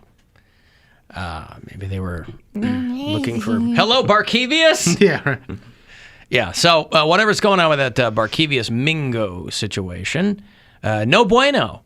Drake Bell got sentenced today. Yeah, but he slapped on the wrist. That was fast. Yeah, it was real fast. Because I think that was probably part of his deal. Like, hurry up and admit to it. So he took a plea deal. Yeah. Oh, I'm sure. 2 years probation. Yeah. Yeah, that's a plea. Yeah. Wow. You know, he wanted to get it over with. And, I mean, I thought, I didn't know it was like sexual contact or like he was trying to have sex with a female. I thought he was like giving a minor a cigarette or something like that. That's what I thought at first. I'm like, but also not Drake, because it said endangering a minor. But you're also you're not going to go to jail for texts. He didn't touch anybody. These were all texts. The fact that she was a minor is what got him into trouble. But these were texts, that, as I understand it, right? I guess I don't know. But people do go to. I mean, people go to jail all the time for texts. Like if you're texting a minor trying to get. I guess she said he assaulted her a couple of times, but he says they were just texts. He had a good lawyer. That's all. You can harass via text. Can you? I thought assault was like physical. But she says that that's what he did, but I don't know that there's evidence to support her claim. I think he pled down. He was like, I endangered a minor rather than try to coerce her into doing stuff. He did an Instagram live with his son right after. Drake Bell has a son? Getting probation. Didn't he like decamp to Mexico or something? He was doing, because he's Mexican. You'd never know it by looking at him, but like he was doing some tour and doing his music in all Spanish. I don't know. Drake Bell? Yeah, something like that. Bitty bitty bum bum. I gotta check this out. I didn't know he was Mexican. So, anywho, whatever's going on with that guy. Some people just can't stop getting themselves into trouble with kids. Meanwhile, Chris D'Elia's hanging out. Like, his stuff just disappeared. What do you mean? His charges or his allegations? Like, yeah, he was like getting sued by some girl who said that he had maybe like, he paid her off underage pictures, and then like he's back on Instagram, hanging out with his son, making funny videos, little telegrams. He's and making TikToks. videos. Okay. What? Bill's not a fan of Chris D'Elia. I think he's very funny, but like I've liked his comedy for a long time. But I'm not a huge fan. I mean, he's been here a couple of times, and I mean, I think he's nice enough to talk to. Mm-hmm. I never kind of got the vibe he was going for. I opened for him at Hilarities one time, and he was very nice, but he was very standoffish. He wasn't weird or anything like that, but it doesn't change what people have said. And does that make you feel weird though when you hear about these guys who basically try to poke anything that moves, but they were like very cordial with you? That doesn't bother me. Like at least she's like, I was the one person that he was nice to, and his girlfriend was there too, so that might be different. But no, I'm not like, how dare you? I was hanging out with a hit guy on with her? his girlfriend, and that didn't stop anything. Yeah, she was trying to make out with Bill's dog. An exciting night. Dog. Huh? Emphasis. Yeah, dog. D-O-G. Yeah, I'm trying to make out with his dog. No N. Yeah. What? Trying to make out with your dog. You said she was yes. okay. Yeah. She liked Whoopsie a lot. Yeah. I took Whoopsie to the Lakewood truck park on Friday night, and man, once, I mentioned earlier at the show that I'm back in the gym working with a trainer and stuff like that, and once, Bill gets a little more fit, oh boy. She's a magnet. Oh, yeah. Did you not think that would be what would happen? Of course I knew that, but I just... Now, are you saying that she's a magnet for your situation now, and so when you get skinny, she's going to be even more? I mean, yeah. Like, right now, she is the whole meal, and I'm just there, and I can talk to him, and I have to do a lot of work when I'm this weight, when I get a little skinnier. But when you get skinnier, you're not going to need her. Yeah, but then it doubles up. Yeah. I don't know about that. She'll still pull him in. Yeah. And then they'll look up and be like, oh. I see. Can I pet your dog? No. Right now it's, what's her name? Yeah. And they're playing with her. Oh my God, she's so cute. Okay, good. Have a good night. Bye. Huh. All right. But there was like plenty of people that were customers. They're like, I know this dog and you're Bill, right? But they recognize her from my Instagram. Yeah. And like, oh, you must be Bill. And I'm like, yes, I am. The dog's famous. Yeah. Working backwards. Mm-hmm. How many followers is she up to now? Oh, I don't know, like 1,000 something. I don't. But they see her on my Instagram. So people aren't following the dog without knowing who Bill is. No, they're actually, they probably are. They are. Huh? Like Cody's mom with that monkey. There are people who only follow animals. But wouldn't the people who follow your specific dog do it because they know who you are first? I mean, the majority are absolutely my followers. I'm saying the TikTok monkey. Has your dog gone viral on her own? No. Right. The TikTok monkey's doing other stuff. She can't type. She's so stupid. By the way, I saw my mom on the 4th, or was it the 4th? I think we were just having a gathering afterwards, meeting my little cousin for the first time, but she was very unhappy at the treatment she received on this show. I was like, unhappy? I couldn't have been nicer to you. You know what? I'm going to start being mean to your mom.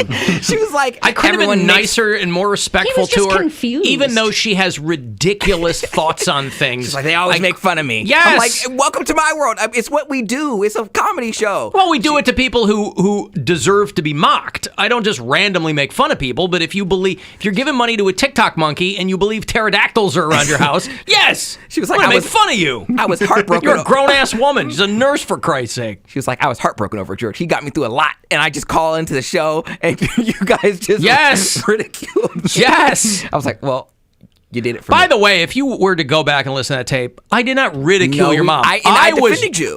You don't have to defend me. There's nothing to defend. I was genuinely curious why she was buying the TikTok monkey gifts. Wanted to know. Because I'll tell you what, I'd never heard of the monkey until he died. Mm-hmm. So the whole thing was new. The cherry on that Sunday is Poundcake going, oh yeah, my mom used to give money to this What? That was the genesis of that. But 12 million followers. I'm not dying to make fun of your mom, but if she comes up with, I got followed by a pterodactyl one time, yeah, I want to talk to her. Treated badly. Got things to say. Please. She just doesn't want people she works with finding out that she believes in all this nonsense. I think she tells the same stories there. I mean, these are her stories. And well, then she's what's had the them for a problem? long time. I assume she was kidding that she was treated poorly. Oh, come on. Your mom's not an unreasonable woman. I think she's just sensitive, like I said. About what? I think a lifetime of raising Poundcake can make you kind of unreasonable. I never got the vibe from her that she was an unreasonable person. Why would she possibly think that she was treated poorly here? She didn't, by the way, she didn't have to call in. I didn't call her cell phone while she's mid-shift. No, she's like, you guys always tear me down. I'm like, Mom, no one tears you down. No. Can we have her call in weekly? Some people can't be torn down. You got to let people Yeah. tear you down. You can't be torn down. I was trying to call her today because I was going to give her money because someone came over to trim her hedges and it was like really expensive. So Is that a euphemism? No. Hope not. I really hope not. I'm not paying someone to trim those hedges. I'm the hedges outside of her house. It's like I'm gonna need a little bit more Poundcake. If a little bit more. Maybe she got a new roommate too. Just let the whole thing go. All right. Is that true for a woman too? If you trim down there, it makes it look bigger. Yes. Why do you think we Just do what it? you want. Yeah. Look how big this looks. Great. The Majora and the Menorah. I bet there is space Beautiful. in there. Oof. Oofa. Twist that thing like McGregor's ankle. Oh, God. Get all up in there. That's why I can't watch sports, because I can't watch stuff like that. Like, it happened one time. Did you guys watch the Juggalo break his arm? No, dude, I don't like stuff I don't like want to that. see that. When they showed, I sent it to you guys. When Fun. at the UFC fight, when he went down and you knew something was going on, I was like, all right, they're calling it. We got up and we started walking out, and we turned around because they were going for the slow mo, and we were like, oh, the whole arena goes, oh, I can't handle that kind of stuff, dude. No. And then Rogan has to get down on his sitting next to yeah. us. Hey, how you doing, bro? How you feeling? He's just there wheezing. To his feet. McGregor covers up towards the end of the round. 1 second to go in the round. Whoa! Oh, his leg. Oh, McGregor hurt his leg. Duck. I think he broke his ankle. I think his ankle's broken. Boy, imagine that. First round. Like the taint end of the first round. And he goes down. And we were in that crowd going, oh, whoa! So he had gross. surgery yesterday, and of course he's going to say he's doing fine, but it's going to be a long time before this guy fights again. It's a lot of rehab. What's up, fight fans? The Notorious here. Just out of the surgery room. Everything went to plan. I'm feeling... All these dudes in the arena wearing the Notorious caps. I'm like, that guy just broke his ankle because he stepped the wrong way. Been tremendous. We got 6 weeks on a crutch now, and then we begin to build back. It was a hell of a first round. It would have been nice to get into that second round. And then, Yeah, he's all pissed because he says they called it too soon. Like, dude, you can't. What did you think they were going to do? Right. We're going to flip him with your floppy foot? Well, I don't. And he's one of my countrymen. I don't watch UFC or anything like that regularly, so I asked. I was like, are they just going to tape him up real good and let him keep going? I don't know the rules. If they just just tape the hell out of it so it can't really move. I told him to just glue a bunch of popsicle sticks together and give me a splint, and I'll get back in there and kill him. I'm going to start watching these fights now. My first UFC experience being at the Conor McGregor fight in Las Vegas at the T-Mobile Arena. I love with it. Bruce Buffer there screaming at you. It was goddamn fantastic. Alan's going to show up in tap-out shirts and stuff from now on. I can't wait. Yeah. Hair Sides of my head spikes, shaved. Yeah. Puka shell necklaces. Oh, I'm so excited for this, Alan. I'm going to start listening to the Joe Rogan podcast. Yeah. Hey, Jordan Peterson was right. I got a break. I'm going to have POD tickets for you. Those guys are back. They're on the Return of the Satellite Tour. The Return Satellite Tour, September 28th. They're going to play the House of Blues. So if you dig POD, I like those guys. I'll have tickets for you coming back. Also, next $1,000 and Go Fund Yourself is coming up at 4:30. The Alan Cox Show.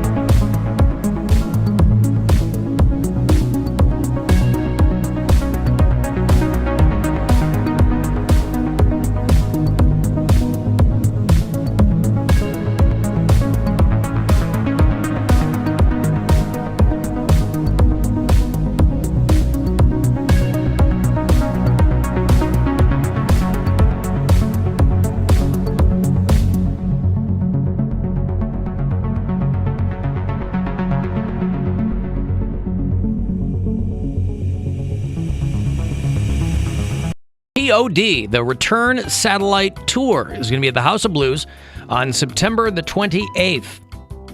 Tickets are on sale if you go to livenation.com and whatever other info you need. That is a Tuesday night, by the way. Tuesday, September 28th. POD, the House of Blues. Caller 10, these tickets are yours. Good luck. 216-578-1007 to win, or 800-348-1007. I met Alan. Did you? I gave him marijuana. Oh, great. The Alan Cox Show on 100.7 WMMS.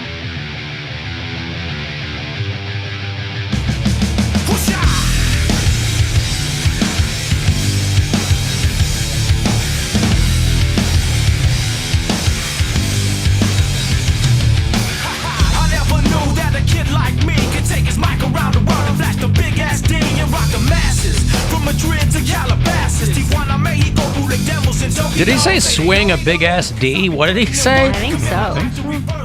Oh. Christian. Yeah. Swing a big ass D. Oh, the big SD, because they're from San Diego. Oh, big I SD. see. Or maybe he's really into memory cards. Right, a micro SD. You don't want that. If you ever saw POD live, this is the song that they traditionally opened their shows with, called Boom. And you hear it a lot of televised sporting events and non-televised sporting events. It's not click, click, boom, which around here holds a special place in our hearts. Mm-hmm. I've never heard Bill Squire go off on POD's boom, but I've heard click, click, boom a lot from here on the show. Click, click, boom! I almost snotted.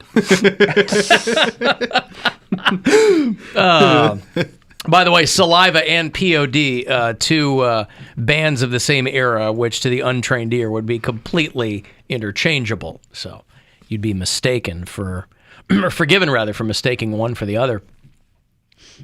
But I always dug POD. I like their sound. They're nice guys, nothing wrong with them. As long as pump up rock and it gets the yeah, job as done. long as you've got a handful of songs that I can kind of, jam out to, why not?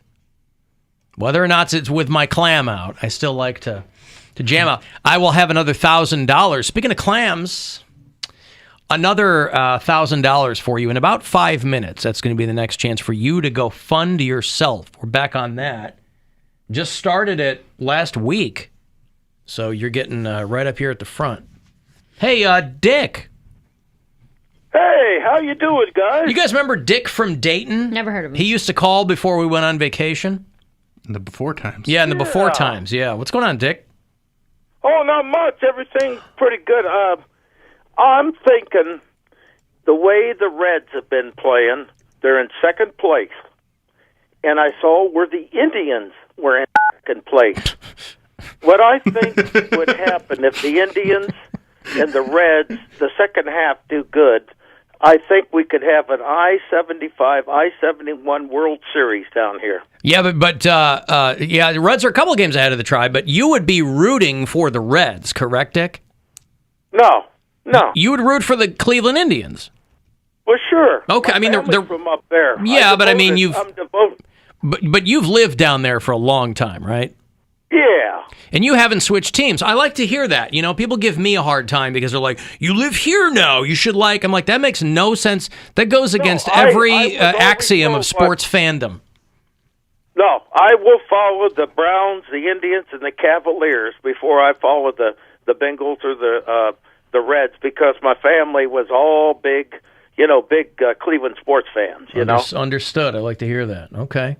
Yeah. Hey, I wanted to tell you guys something, too. I made the debut today, the Beaver Creek Strummers, and we got standing ovation. We played for about 2 hours. We went over some country songs, bluegrass songs, and there were 14 ukuleles, 1 guitar, 1 bass, and 1 mandolin. Now, out of the crowd, how many people are able to stand? I was going to say, that's impressive. How dense is an ovation at a Beaver Creek Strummers show? I mean, is it half a dozen people out of 75? Probably, and the senior citizens sitting on the table for lunch, there was about 45 people. Oh, so there's lunch before the gig. Yeah. And what do they serve? Is it like egg salad or? Well, I Something think soft. they had the meatloaf dinner today, mashed potatoes and gravy, green beans. Oh, I won't lie to you. That sounds good, boy. I will not lie to you. Good point. It is 4:30, so yeah. There you dinner go. time. Right. And go right to sleep before that show starts. All right. Well, and how was your 4th of July, Dick? Oh, I worked, and you know what? I don't even know why the store was open. They didn't even do any business. They got those. At 5 o'clock. I'm surprised they didn't do any business. The 4th of July, people, their grill might be breaking down and last minute grill or need some pellets or something, the flags. Speaking of grills, we've been selling a lot of those lately. Yeah. We have them outside in front of the store. Yeah. They're a big item there. Well, it is summertime. Yeah, well, down. How you guys doing on Christmas trees this time of year? It's the mulch and the bricks now. You know what I mean? Yeah. Do you guys have any irregular Christmas trees that you sell this time of year? Bill wants to know. Yeah, Bill, we're going to get some in. We get them in about September. We get the artificial trees. Yeah, okay. Yeah, you couldn't get natural trees in September. That probably wouldn't be a very solid business model. No, we don't get those till November. No, The day after, I think they come that Friday or the Monday after Thanksgiving. Sure. Yeah. Gotta have them for Black Friday. Black Friday, yeah. Right. But I'm thinking something really good that I would love to see them, play off the Indians and the Reds, because the Indians are the same boat as the Reds. I think they're second place. The Reds are 5 out. The Indians are 6 out. So sure, it would be kind of neat. Well, yeah, listen, my brother is a lifelong Milwaukee Brewers fan, and he's over the moon for how that team's doing. So, but of course, we've got to wait a little bit longer for that All-Star thing to expire. An All-Star break, Dick, right? Yeah. You gonna watch the home run derby tonight? No, I'm going to be a band. I'll be a band, so I won't watch that, no. But I do, I'll tell you what, I've been getting a little interested, a little bit in the Reds, but I still like the Indians, though. Well, that sounds about right. Okay, listen, thank you, Dick. You're welcome. Have a good day. Licky, licky, licky, boom, boom, down. Licky, licky, licky, boom, boom, down. I like to hear that he hasn't switched allegiances. I always thought it was strange when somebody would move and just start liking a new team, right? I understand enjoying a new team when you go to that city because you kind of get wrapped up in it, but it's also one of those things where you don't have to abandon your team. There you go. You can have B and C teams like we do. Yeah, we got right? C and D teams. Yeah. Like all my C teams this year. I'm not paying super close attention to baseball. I really only pay attention to the Indians. Okay, well, that's on you. They're doing fine. They're doing all right. The Reds are a little bit ahead, but the Indians are doing okay. Even though with all the problems that they've had with injuries, they're doing really well.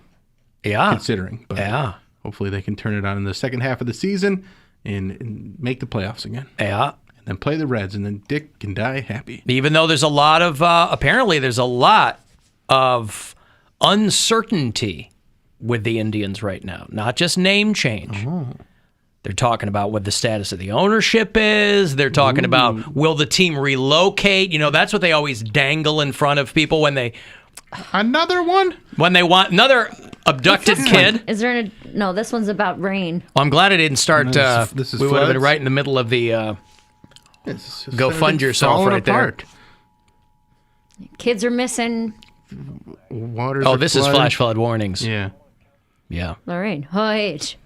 Did you see the videos of the subway in New York that was people were waist high water because of the hurricane? And that lady's like trudging around in it. It's disgusting. Yeah. New York's disgusting. And they were coming at Cleveland like a couple weeks ago. They're like, "Ooh, a cloudy day in New York's still better than any day in Cleveland." And then people just went off on them. And then like a day later, their subway is full to the brim with poop water. Yeah. Like nice subway you got there. And then all the rats have to go up to get away from it because and then they take to the streets.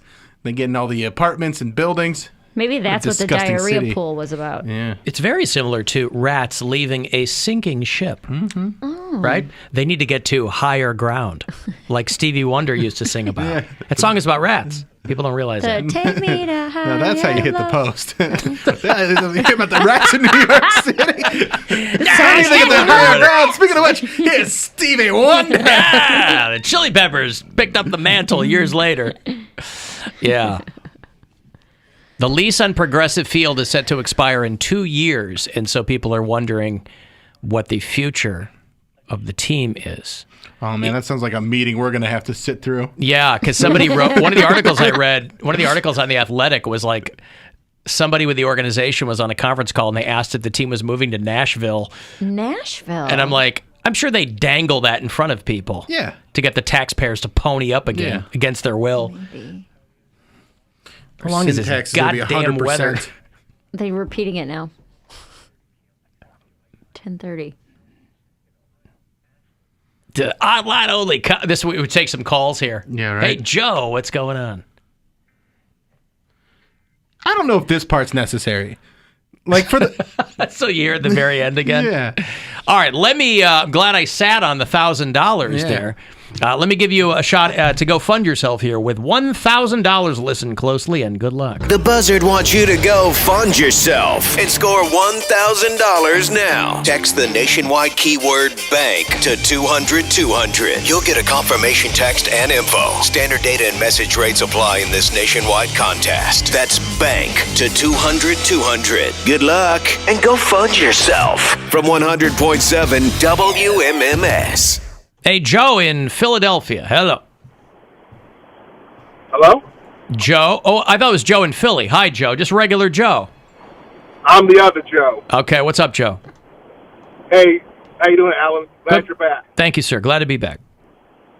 Hey, Bill, got a question for you. Yo. Will you be watching the All-Star? Will you be watching the Home Run Derby tonight and the All-Star game tomorrow? I will watch the All-Star game. No, I'll watch the Home Run Derby. I think that's way more entertaining than the All-Star game. I might click over and just kind of have that on as the background, but I think the Home Run Derby is like way more entertaining than the actual game itself. Agreed. So last year was fantastic, and I feel like they're going to do a good. Well, I guess that was 2 years ago because they didn't have one last year. Yeah. But I like it. And one more quick question: which shoe would you like get first? The Jordan 4s in Oreo white or the Griffeys in blue?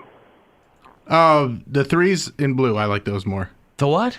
Yeah, don't worry about it. Oh, shoes. You sneaker nerds are convening again? Mm-hmm. Yeah, the blue 3s would be the one I'd go Griffey with. 3, the Griffeys in blue? Oh, the Griffeys in blue. I thought you said the Jordan 3s that just came out too. Yeah, I'd go with the... Well, you already got a pair of the Griffeys, so I'd go with the Oreo 4s. Nobody cares, though. We can do this stuff on Instagram, man.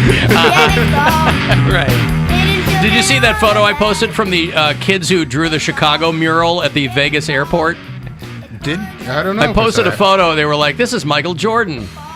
And he looked like I don't know what the hell they look like. They made some like fat Michael Jordan they had murals of local kids doing different cities. And so they had New York and then one, the Chicago one. And Michael Jordan. I don't think I saw that one, but I do like the Gwen shirt. The Gwen shirt is very good. Oh, yeah. Gwen, for our trip to Vegas, she made this Hawaiian-type shirt made up for me with her face all over it. Yeah. And so I was getting stopped all night. A bunch of us were at dinner that night, and people were just walking by and asking questions about the shirt. Mm-hmm. I'm like, one lady goes, "Oh my God, that's her." I go, "Yeah, that's this isn't just a random woman." Whole point. Yeah, this is why that's it's her. You're the lady from the shirt. Yeah, you're the shirt lady. So excited to see you. I'll tell you what, a lot of people died while we were gone, too. Did you notice that people just kept dying while we were gone? off. Is that what it was? Mm-hmm. All right. Coincidence? Connect the dots, Alan. It's all out there. Interesting. Okay. Was it because of the flash floods? No, it's because we were not on air. Is that what it was? Oh, I can't get anything to work, so I guess I just won't. That's because of the flash floods. Yeah, flash floods have screwed with.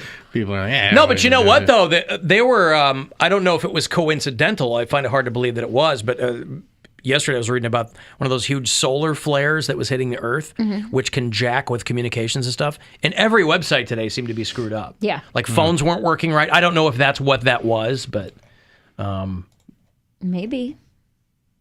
Why isn't this isn't doing anything now? And I'm going to have to go to a commercial here in a couple of minutes. So that's going to get real fun. What's the thing that's not working? My screen isn't working. Well, you have like 9 screens. So which screen? Well, you should just know, Bill. My next gen screen is not working. Yeah. Anywho, maybe you should try the Sound Plus. Paul Orndorff just died. Remember Mr. Wonderful? Wait, the wrestler? Yeah, world when it was the World Wrestling Federation, he was kind of he wrestled at the first WrestleMania. Yeah, he's before my time of like being like a wrestling super fan. Yeah, this was like in the heyday in the 80s. But I remember Paul Orndorff. I know the name, but I don't no, not Mr. Worldwide. You're not Pitbull? Oh, that's sad. He lived a really long time for a wrestler. Yeah, 71 years old. 71. Yep. And who else died while we were gone? That Blue Jackets goalie. Oh, Did you read about that dude? He got the firecracker to the chest. Yeah. The initial story was he jumped out of a hot tub and slipped and hit his face because they probably didn't want him to sound stupid. And they go, no, he took a firework he got firework to the chest or something. Jeez. But I thought he was 24 years old. He wasn't the one that lit it off, was it? Was he? I don't know. Died of chest trauma after he was struck by a fireworks mortar during a private party. He's 24 years old, goalie for the Columbus Blue Jackets. If you're a fan of that team. Now, if I had died on 4th of July, I was at a house party. Yeah. Are they going to put it as private party or house party? I don't know. Was it private or was it open to the public? I mean, it's a private party. It was like at a friend's house. Article says a party at a private home in Novi, Michigan, by the way. So hey, I've been there. He was up 75. Home. Huh? Who has a public home? Well, no, like a party at an establishment or something. They could be shooting off fireworks. Right. We went to the Lake Erie Crushers game for the 4th of July. I'd never been to a Crushers game before. They were playing the Windy City Thunderbolts. That's my Frontier League team. Mm-hmm. And so we went out, and man, that's the way to do it. They just bring you food. It's great. They have fireworks. My kids running the bases. Yeah. I'm like, I got to get out here. Why aren't we doing anything with these guys? They had a player named General MacArthur. Because it's a Frontier League. That's why. So what? It's old. Frontier times. It's hard to get around the bases when it was named after General MacArthur not long ago. They play with like old timey sticks. They do. Yeah. Like bats. Stick and hoop. Whatever. They're like the baseball glove that's just the same size as your hand. It's just leather. Just wrap leather around your hand. Yeah, that's right. That's it. I watched the fireworks from the roof of my condo, and that was very nice. Yeah. That was fun. I had a jam. Rooftops are the best because you can do a 360 and see everybody shooting off their fireworks. The weekend of the 4th was packed for me. My boyfriend, his daughter, and I went to the Indians game Friday night. Awesome. Super Now, is that a fun. Frontier League team? It is. That's a major league baseball team. Well, it's Frontier in the fact that, like, you have to... Yeah, actually. There's cowboys. Yeah. There's a lot of tumbleweeds and things like that. There's a lot of manifest destiny down there on the progressive field. And then we watched the fireworks in Baria at Coe Lake, where I've always watched them. And when I say there was thousands of people, it was insane. I've never seen this many people. Where was this? Coe Lake in Berea. Coe Lake? Mm-hmm. There's like a gazebo. It's where we did my dad's right. thing. That little lake? Dude, I'm telling you, there was probably 5,000 people there. It was everywhere, all through the park. They had like a little festival set up in the parking lot with, a couple different rides and bounce houses and food trucks and stuff. But it packed. There was not an inch of grass that you could see because there was so many people. Well, yeah, it's Berea. It was insane. 4th of July. Did it was so fun, though. That carnival ride that was like rocking around God. with people on in Traverse City? Yeah. No, thank you. Oh, that's terrifying. Dude, I'm never letting my kids on those again. I get on them. Out where we live, they have Bay Days over the 4th of July, and they've got some of those rides. They got like It's a trailer, and they just pop it up. Yeah, and I'm like, oh my God, I get on them with my kid because she wants to have fun, and I don't want to be a dick, but I'm like, I do not like these rides. How does that happen? Because they're janky. They're not They're not all maintained. janky. They're old. When is the last time you saw a new carnival ride where you walked up and you're like, oh, that looks repaired? Yeah. Well, I mean, some of them look better maintained than others. I give them kind of a cursory glance before I get on something. There was one called the Paratrooper, but I'm like, I'm not getting on something that's poorly balanced like that, you know? When I was younger, we went at the fair. I rode a ride called the Zipper, where it's a it's almost shaped like a chair. So you're sitting upright in it, and it's two-person, and then a cage closes, and then they just close the cage with a pin. Yeah, that's the only thing that keeps the cage closed, and the pin fell out.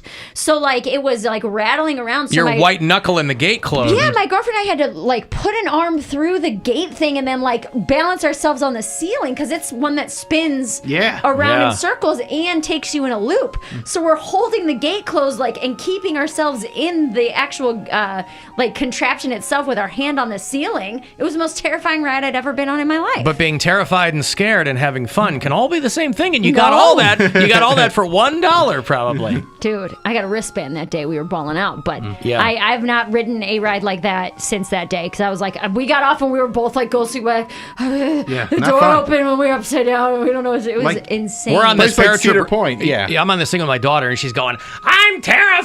I'm like, "Are you all right?" She's like, "Yeah, I love it." They had to let some kid off because he's screaming and crying. I'm like, the kid's like 12 years old. Scary, dude. I guess, but come on. Anywho, so the Blue Jackets guy died. Richard Donner died, the director. Oh, yeah. Oh, from the Donner Party? Nope. Not from the Donner. Well, he did have a party at a private home one time, and they called it the Donner Party. 8 people. They did serve the guests. Is that what they meant? That's what they meant. Oh, my God. Come early. Okay, I've got to take a break. If you want to get a text, 35192. Next chance to grab $1,000 if you've missed it thus far to go fund yourself is coming up at 5:30. The Alan Cox Show on 100.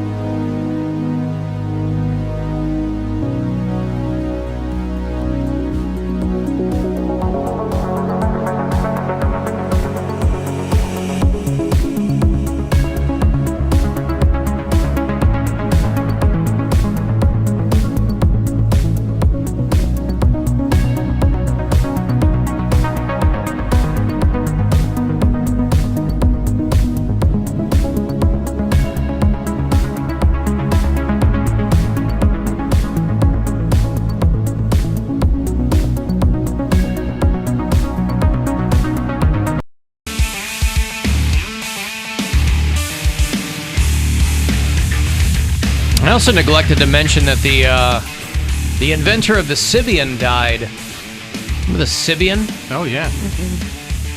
It was if you listen to the Howard Stern show in the 90s, that's how most people got themselves familiar with the Sibian. Basically a dildo horse that some guy created. And a guy named Dave Lampert was the creator of the Sibian. This is front page news over at Adult Video News. By all accounts, he came from a very normal family. Everyone was very, very nice. But he was the creator of the world-famous Sibian sex machine. Chicks would sit on and just go crazy. He had the idea in the late 70s. He began production on the Sibian in 1987. He also added the Venus for Men to his product line. His thoughts weren't pervy in nature. He was just very committed to helping both men and women's sexual health. A good sex life is a good mental health life. Mm-hmm.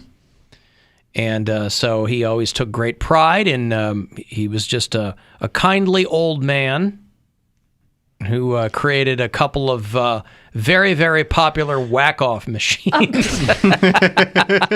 I mean, what am I going to call them, you know? I mean... personal massagers. That's something completely different. Yeah. You can get that on an end cap at Walgreens. It's like a pommel horse with a thing on it. Yeah. Oh, goodness. Are you pretending that you don't know what this is? I did not know what that was until you just talked about it. I almost bought one of these things once. For you? You bought a Sibian? Yes, not for me. him. No. Why would you buy that? Because he had ladies coming over. And then you're He's going to like, advertise sit on the like, Sibian. If you're dating and you're single, and I came to a single man's house who had that, I would leave immediately. You're like, oh, hey, you want to use my toy that 50 other women have used? Absolutely not. Hey, Howard Stern got girls to do it. You're not Howard Stern. First of all, you got to start somewhere.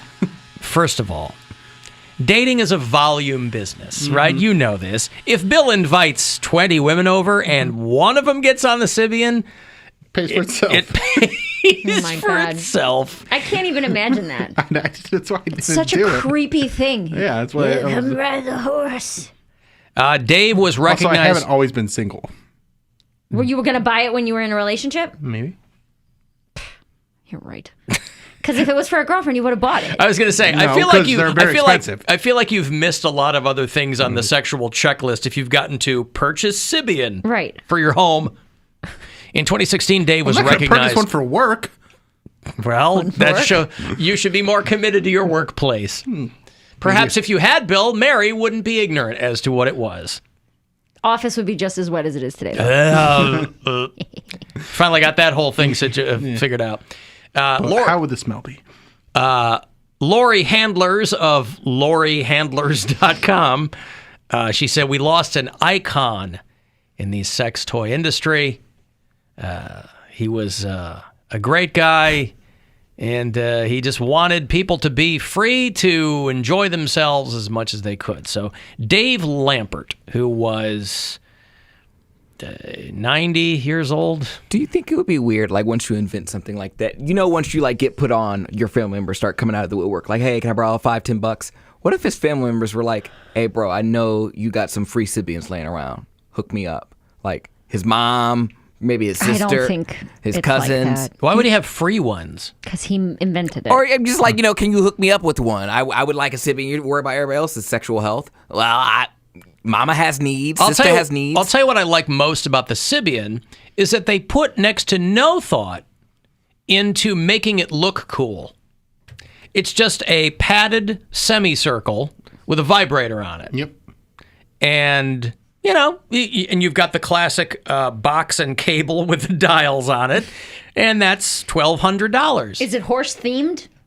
No, but you can get all kinds of dildo attachments for it and stuff. Well, I wanted the box to say, like, giddy up, yeehaw. I feel like something with that much power will mess you up. I'm surprised the chair from Burn After Reading didn't catch on. Oh, God. When he walks Francis McDormand out of the basement, he's got that F chair. He's like, I got something I've been working on.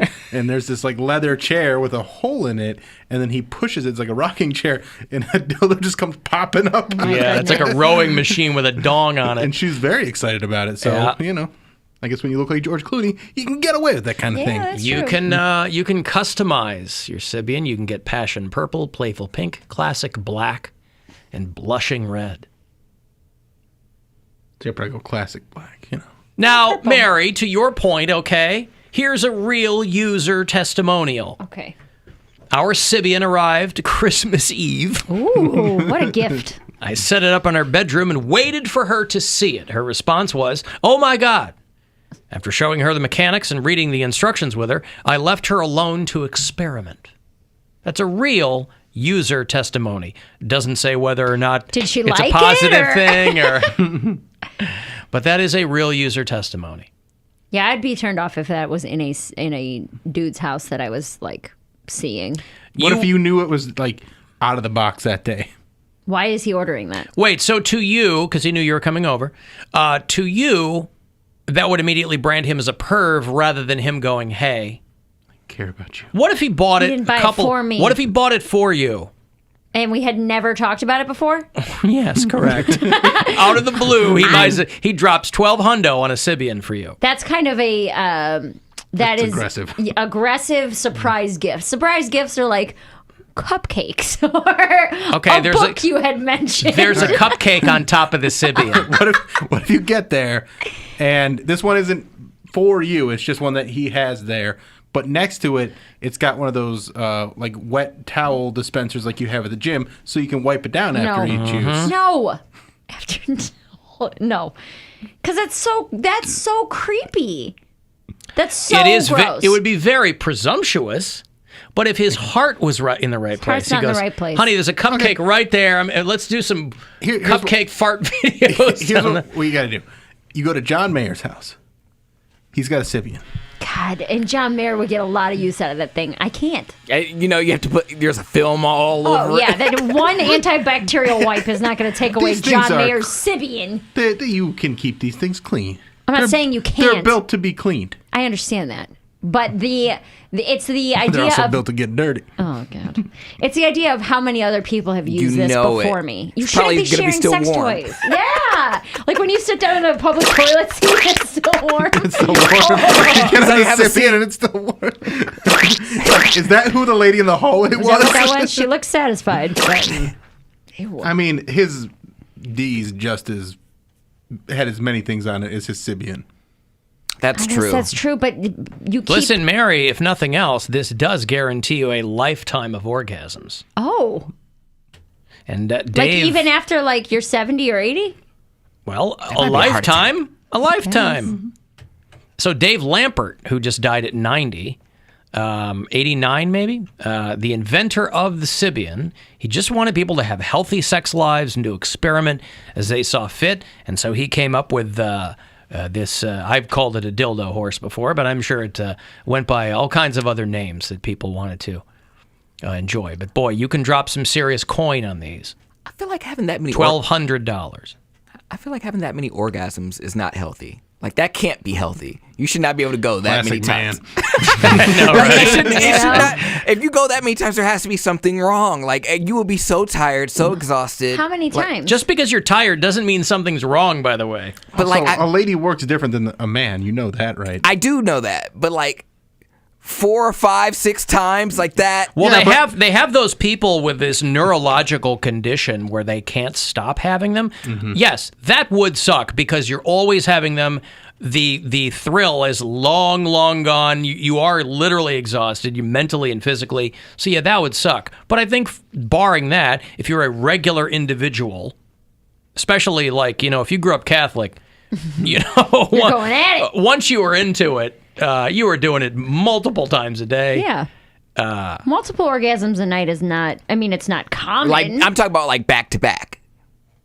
Like how much time? What's back to? Like, is there a refractory period in one- between?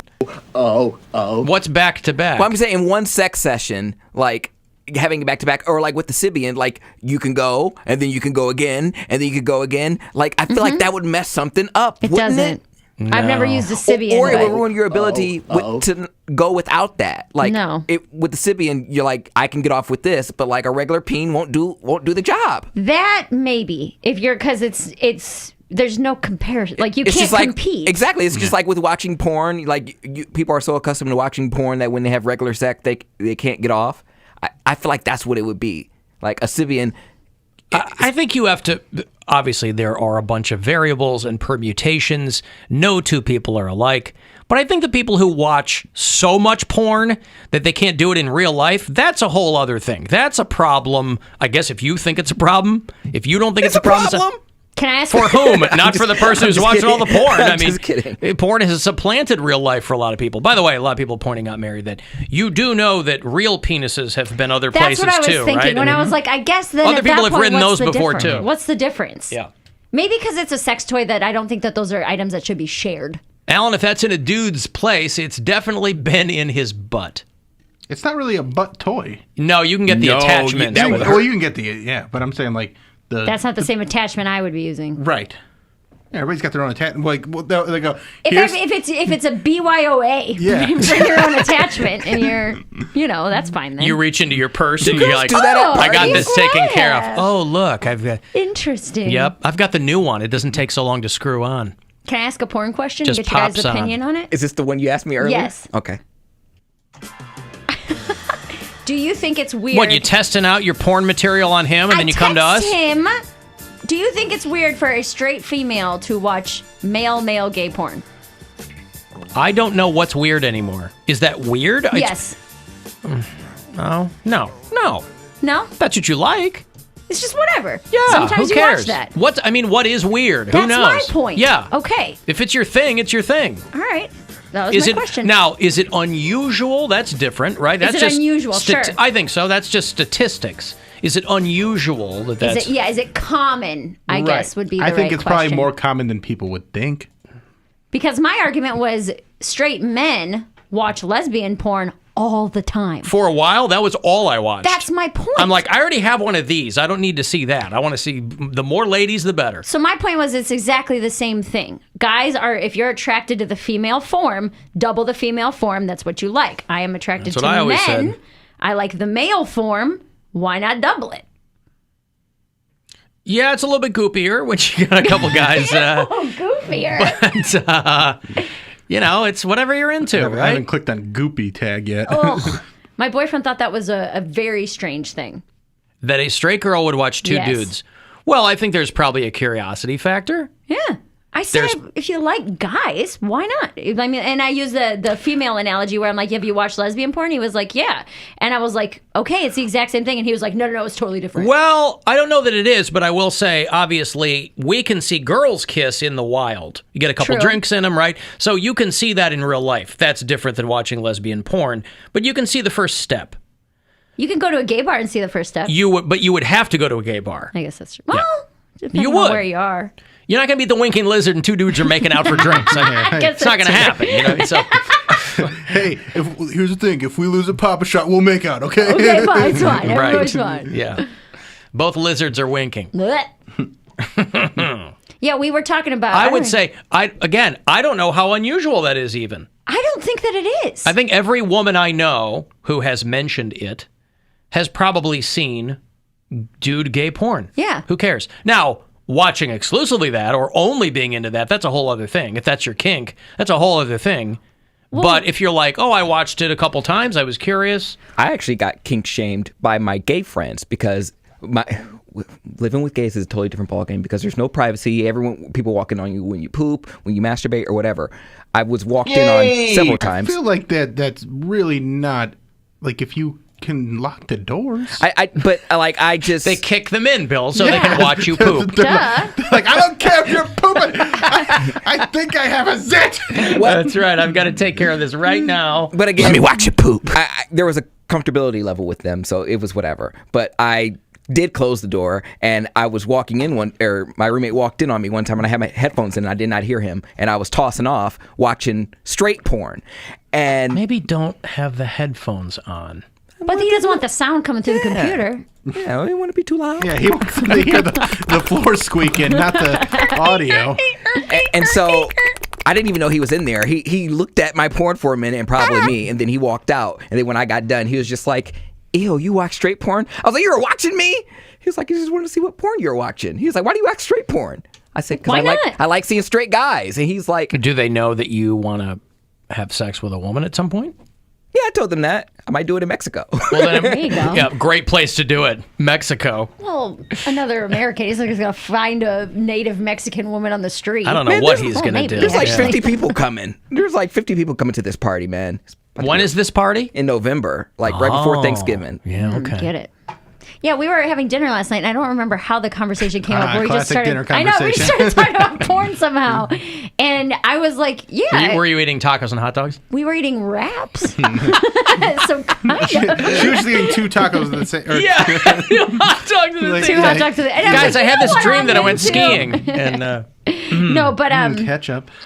I was saying how the more that I talked, the weirder I felt because I was like, I just kind of click around, and I've had phases where I'm like, yeah, there was a phase where for a few months I watched gay porn, and that's what I liked for that phase. I think I would And be then- more offended if you watched Guy on Guy and they both had little D's. Because I'm like, then what? No, Like, why are absolutely you not, watching little please. D porn? but that's also a thing too. Well, yeah, but Little then I D was porn. like, I was like, what? You've watched the same porn forever, and I was like, trying. I don't know. I thought it was weird that he was just so caught off guard by the thought of a straight woman watching man-on-man porn. And I was like, I thought it was the exact same thing as a guy watching lesbian porn. Alan, I'm a lesbian, and gay dude porn was my go-to for a while. It's great. It's so aggressive, and it's But like, you like it. That's your muscly guys. That's your regular thing. But see, that's not like your kink. That's your regular thing. I just enjoy the man-on-man porn just because it's a lot less maintenance than the regular thing. Like sometimes I'm just like, I don't want to have sex. That's why anybody I wanna watch watches. porn. That's why there are dudes, to your point, who watch so much they can't carry on normal relationships anymore. But my point too was that, like, I don't know about for you guys, but when I'm watching it, it's not for. I don't picture myself in the scenario. I'm not one of those people who's like, oh, I wish that was me. Or like, what if that was happening to me? I don't picture it like that. I'm like, this is nice to look at. I like the way that The man visual looks. aspect of it is the turn. You know? But when we've talked about this before, and I said for a long time I only watch lesbian porn, and everybody's like, why? And I'm like, because I already have one. They're like, yeah, but you pretend you're the guy. No, I'm like, I've no, never done I that. never pretended I was the guy. Like, I'm not the guy. That guy's the guy. And depending on who's shooting it, there's too much of him. And sometimes there's 2 guys shooting it. Yeah. I don't need that. Give me more of the ladies. What Yeah, about that a was my hot argument. trans girl with a cis female? Yes. The stats on that are going way up, by the way. Well, I mentioned on porn that- sites, Yes. people don't want to talk about it, but like cis girls and trans girls, that's getting to be. I mentioned That's that gonna be like a last staple. night. Like that's like category 2. I mentioned that, and he was like, because he asked me, he was like, have you ever, and he brought that specific scenario up. And I was like, yeah, I've watched that. I've like clicked around, and he's like, what have you turned off? See, I have not. I don't get into that. But again, but for the porn purposes, it's trans girls who still have Yes. the penis. Yes. Because otherwise, it's no fun, right? Yeah. For porn purposes. Real life, that's not always going to be the case. Right. So that's where part of it. But I mean, girls that are fully done, except for the dong. Yeah. People are getting into that. Mm-hmm. And I think. And there's such a curiosity factor about all that stuff. And nobody talks about it. To my mind, if that in any way helps someone understand the way things work, or you know what I mean? Yeah. They if go, it progresses well, I didn't society. yes. But that's also I don't one care of those how we things. get there, as long as we get there. Like it can help, but also hurt because then it just like fetishizes them and doesn't treat them as humans. They're Well, just aren't like, all oh, porn yeah. people fetishized? Well, yeah, I'm saying they helps and Porn hurts. people. Porn people. Porn But, hey, people. porn Check people. it and see. Nice spectrum there. Yeah. Gender neutral porn people. As a straight girl, I have zero desire to watch gay porn, but Brokeback Mountain kind of turned me on. See, it's because Jake it's two Gyllenhaal hot guys. And Heath Ledger. I was yeah. gonna say, but they're not just regular dudes. Like they're known actors. Like But if they're you, still hot dudes. if you saw like Brad Pitt and Orlando Bloom going together, like Oh, yeah. that there are 2 major superstars. See, I've never watched John Candy, Brokeback Chris Mountain. Farley. Oh my god. It's just the sweatiest thing. Gross. BBM. Sticky. Like Call Me by Your Name did it for me because like I didn't really know both of the actors. Like I was just like, oh, this is a cute young twink and a older daddy, I guess. So Call Me by Your Name is just like a I don't know if you know what that is. Did any of you guys see the episode 3 challenge that was going around on TikTok? No. No. Okay, so what this is there's a new show on Netflix called like Sex Life or something like that, and people will film their reaction to this certain scene. Oh. And I don't want to give it away. Don't tell me. Yeah, but It's ridiculous. I can't. I'll have to find it because like someone just sent me. That's what that episode 3 thing is. Because my boyfriend texted me that because we were watching that over his house in the basement, and I was just like, I'm not watching this stupid show. Like I hate, Don't give it away though. Yeah, okay. And then he texted me when I got home. He's like, I continue watching the show, episode 3, and I was just like. And then I came back over and watched it. I was like, are you kidding me, man? My friend showed me. It's ridiculous. Cause the reason I saw this is because my friend posted her mom reacting to it. And it was not like a huge reaction, but like when it happens, she just goes, Slowly crosses her face, changes her expression. Yeah. I've got to take a break. I will have another $1,000 for you at 5:30 if you want to go fund yourself. And I'll have those tickets for you to see Seven Dust. They are on the road this fall, too. They're going to play a show the 7th of September at the Agora, if you want to get there. 35192 if you want to text, and we'll be back. The Alan Cox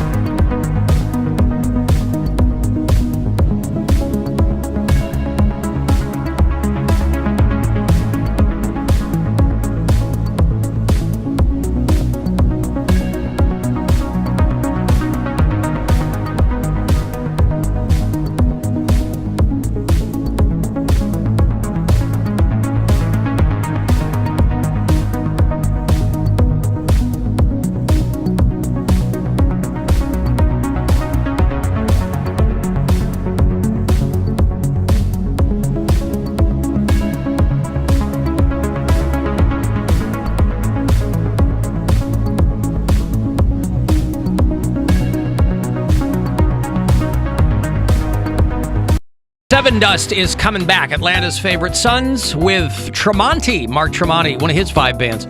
Tuesday, September 7th, the thing goes down at the Agora. Tickets and details at agoracleveland.com. Going to be a great show. Seven Dust and Tremonti in September. Caller 10, this pair is for you. Good luck.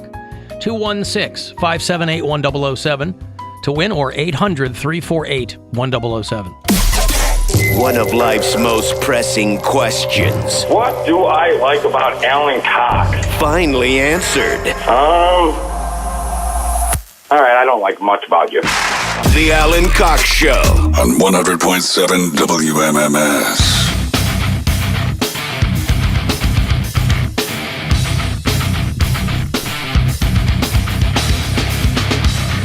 Another $1,000 for you in about 5 minutes. 5:30 is going to be the next chance for you to go fund yourself.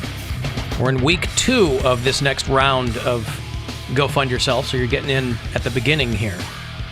But 5:30 and 6:30 are going to be your next 2 chances to win. So listen for those keywords, and maybe you can get yourself some of that money. We were packing we were flying out around 9 a.m. Vegas time yesterday, and so Gwen had done the lion's share of the packing the night before when I was at the UFC fight. But we were kind of just getting the last few things packed up, and we had the news on, and they had this woman on there from a shelter in L.A. or somewhere, or she's an advocate for animals. And she was talking about how many shelters are getting overflowed? Shelters are overflowing with animals, pandemic pets that are being returned. Oh my goodness. And she's like, people, they realize that I guess they bought off more than they could chew.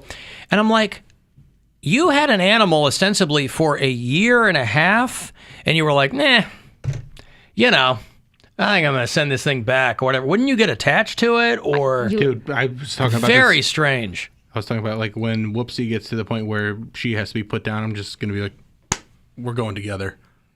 I can't imagine. Yeah. I'm being, stop. But yeah, I love my dog a lot. Why is it acceptable for people to love dogs and not love cats? Because if I would have said that... Plenty of people love He cats. reacted the way that he didn't go, I get it. If you had said... When my cat has to go down, I will go with it. I would have had the exact same reaction. Right, but that is a stupid thing to do. People, and not that people don't make cats their whole personality, but people accept dogs being an entire personality. No. Yes. That's not what this is. He says when my dog goes, I'm going with her. I just don't want the world. I don't care. You got a turtle, a bird. I don't care. A kingfisher. I don't care what you've got. I just don't want to be around anymore when she's gone. Yeah, okay, drama. I get what you're saying. Do you? Do you? Hey, I love my dog. Am I going to go when she goes? Hell no. She got maybe 5 more years. You know how many dogs I've my dog's had got over at my least life? like probably 15. Well, what if she's got 5? Well, that's different. I'm talking like 15 years from now. Who knows what the world's going to be like? So you're going to be in your miss my mid-50s. Yeah. You're going to go because your dog goes. We'll see, Alan. There's always, it's like people. There's always, heartbreak and all that. What if I can't get another dog? There's always a next person, and there's always another animal. I know. I'll probably always just get another dog. Carlin said it. Life is a series of dogs. I'm still going to be real sad about it. Yeah. I just really love that dog. I don't doubt that at all. But going to the extent of when my dog goes, I'm going with her. Hey, Doc, hook us both up. Yeah. That was another thing they had in that Zach Bagans Mystery Museum, or Haunted Museum in Vegas, was Jack Kevorkian's van. Ooh. And so like, weird. Yeah, I was like, they go, and again, like the that's thing. Not haunted. That's a medical professional. That's what I'm saying.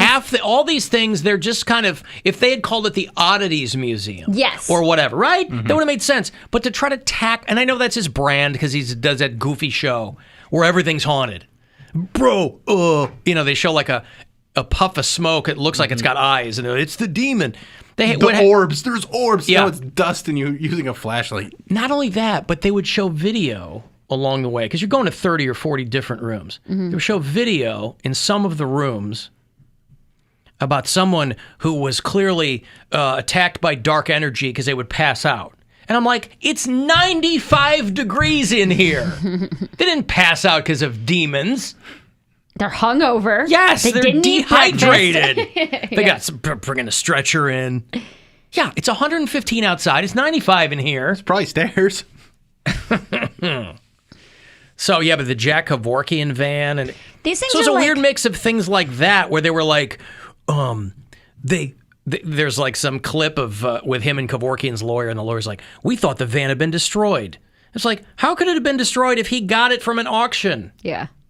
Like, you guys are crossing your signals here if you're trying to make this seem like more than it is. So just as a historical museum with all of these weird things in it, that would have been cool. But the whole, like, it's haunted. No, it's not. Stop. Why do you have to lie to these people?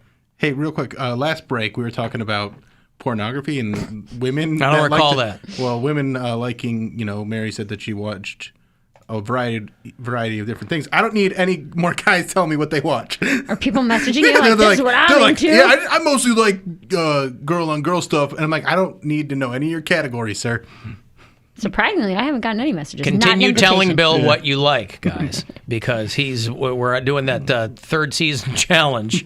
And straight dudes stay sending me their OnlyFans. They're like, hey, this is me and my wife. Check it out. Give it a look. If you feel like it. Yeah, but they're trying to make money. Yeah. They don't care who looks. Like, subscribe and share, and they're monetizing that. Yeah, I'm not mad at it, but it's just I say one thing one time. I was like, I want to help out the community. I'm subscribing to people's OnlyFans, and they're like, here you go, immediately. I was like, okay, well, well, you're putting it out there. Well, I didn't realize how many of our listeners had OnlyFans. Like, it's mainstream out now. there, yeah. I'm not mad at it. Keep saying it. Hard out there for a simp.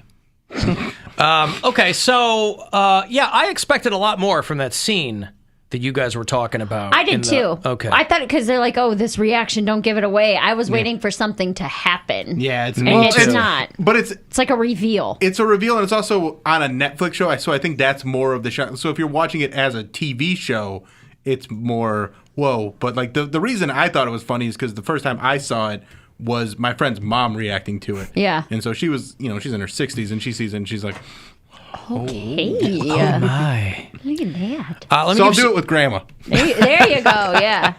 I bet you she would have zero reaction. Like my. She'd be like, nah, whatever. No, I think she'll have a very. She'll ask you to rewind it multiple times. She'll be like, that's disgusting, Bill. What's this show called? Can you put it in my queue? Exactly. Yeah. Does anybody speak English in this? Because I want nothing to do with it if so. I got $1,000 here for you. A chance for you to go fund yourself. So listen closely and good luck. The Buzzard wants you to go fund yourself and score $1,000 now. Text the nationwide keyword SMILE to 200-200. You'll get a confirmation text and info. Standard data and message rates apply in this nationwide contest. That's SMILE to 200-200. Good luck and go fund yourself. From 100.7 WMMS. See, they're smart. They went back to texting for this contest. Yeah. Because no one's going to the website. Well, last time around, I'm sure they wanted to kind of confusing. Well, they wanted to check and see if it would work. They wanted people to go to the website and register there, but you got to jump through all these goddamn hoops. So I'm sure they wanted to see if people would do it, and people were like, nah. Texting's smart. It's the way people are walking around with their phones in their pocket. Don't make them sign up at a website. And they got used to. I mean, we've done these contests for how long? They're trained Years. to just text. Yes, that's right. And then you go, well, now we're going to make you go to a website. And to your point of how long we've been doing these, half these people still text me. Yeah. So don't text me because you're wasting that word. 200-200 is the number you want to text it to. Alan Cox Show After Hours line. If you want to leave a message there anytime, you certainly can. It's 216-986-8903. Hello, all. I have been a long time all day, every day listener, and I just wanted to give a call in for the first time after listening to this week of Best Of. Thinking back to when Mary first started, I hated her. I have really hard times with adjustments, so I miss Erica. I did not like Mary. I never thought that I would like Mary. And now I love Mary. Aww. Mary, I love you so much. I couldn't imagine the show without you. Love Erica, you too. Yeah, I miss you, but I love Mary more. I'm sorry. But that leads me to my next point. I was just wondering if maybe we could get like a monthly, bi-monthly, quarterly update on Erica. Maybe she could call in. Maybe Poundcake could do another little segment. All right, that's all. Love you guys. Hate the show. I love how people think that change is the end of the world. Man, people right? It's hard. It's hard for It's people. not. It's really hard for not. people. Well, yeah, I have a trouble with adjustment. Right, but to this isn't like a change in lifestyle. I get that. You adjusting some things. It's a different voice coming out of her speakers. You know what I mean? I hate this girl.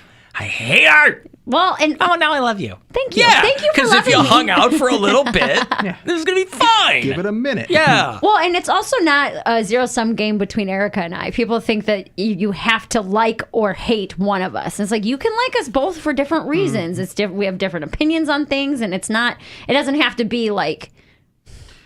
Jeez.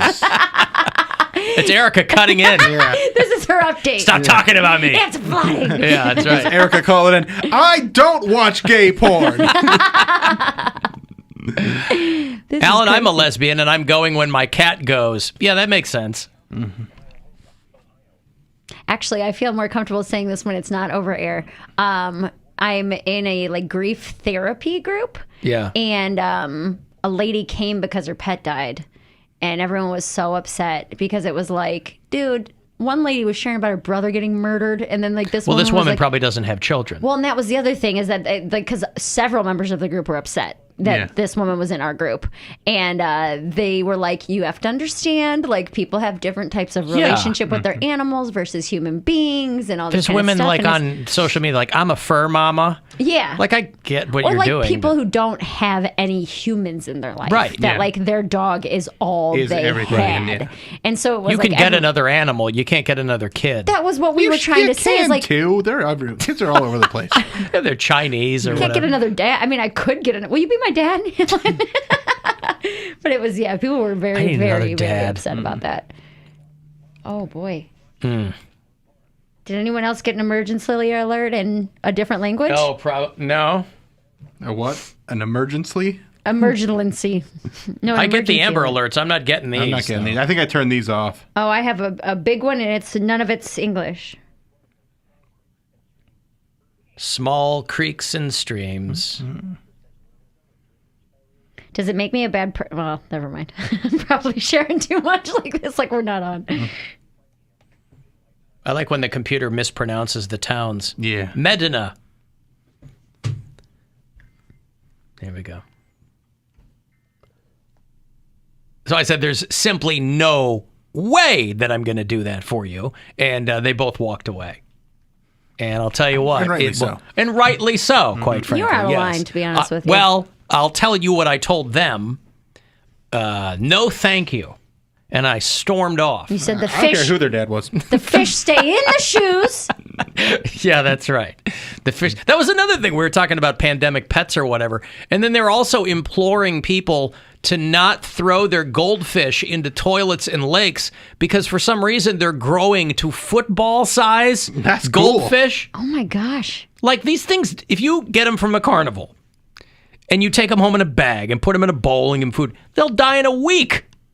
But in the dirty lake, they explode or something. They You got throw a them. lot of Lots of food in there. food. Wow. Yeah, but you feed them. I mean, my older daughter, her goldfish lived 12 years. She was a little girl when she got this goldfish, and it incredible. just died a couple months ago. And people will tell you, look, a goldfish, if you take care of it, it will live a long time. Most of them don't, though, right? Because you just bring it home in a bag. A lot of little kids don't tend to them. It's the parents feeding them, if anything. But holy cow, there's a photo of this guy holding this goddamn goldfish, and it was the size of a football. It wasn't an exaggeration. Kind of pretty. Yeah. How'd your daughter's goldfish die? Was it natural causes or something like 12 years and then it got shot with a bow and arrow by accident? That's crazy. It was she had it in the back seat and it fell out. I don't know what it was doing back there. One but- fish being that big, and it was like, I'm not about to buy a whole damn aquarium for you. You get a fish bowl. You don't get a tank, bitch. Just lives in the tub. I'm just pissed. Jesus. I'm like, I expected you to die. Now I gotta invest in stuff. Yeah. Gotta get rocks and stuff. Invest. Yeah. What an investment. Gotta get a nice little underwater igloo.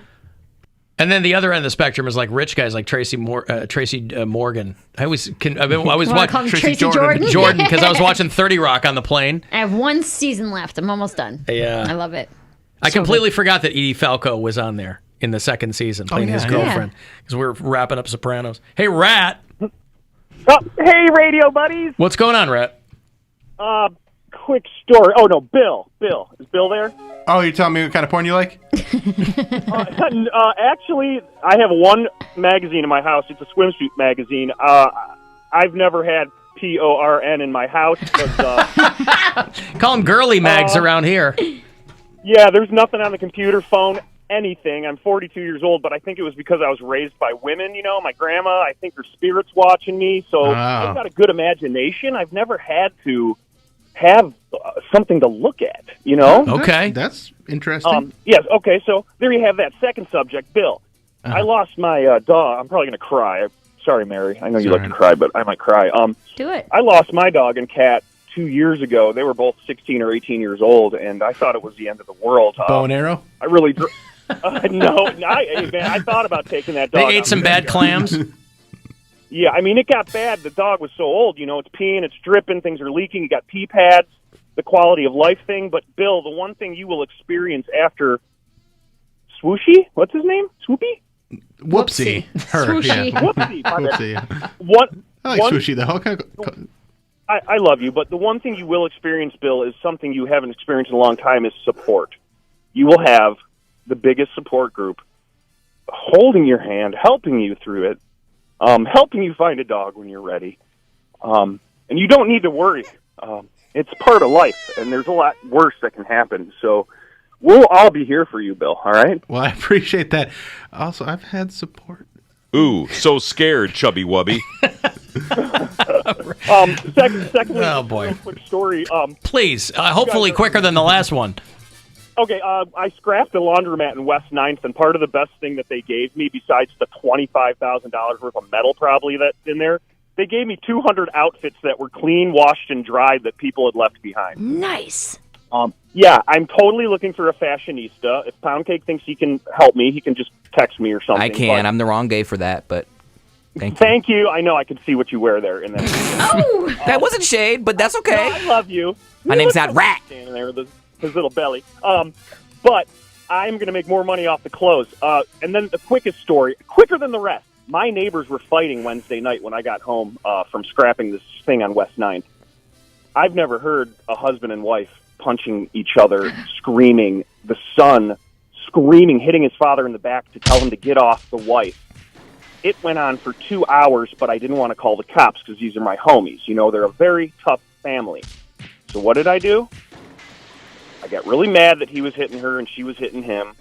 I sat on my porch while they were fighting and the door was wide open. I threw 15 bagels into their front yard, into their driveway, and up their front porch, trying to fucking get their attention. All right, thank you, Rat. I knew One if I story let him, too many. I knew if I let him go too long, Jesus, it. between the goddamn Amber Alerts and the weather forecasts and Rat dropping F-bombs, it'll be a 15-minute show today. And not a moment too soon. I got to take a break. If you wanted to get a text, 35192, and we'll be back. It's the Alan Cox Show on 100.7.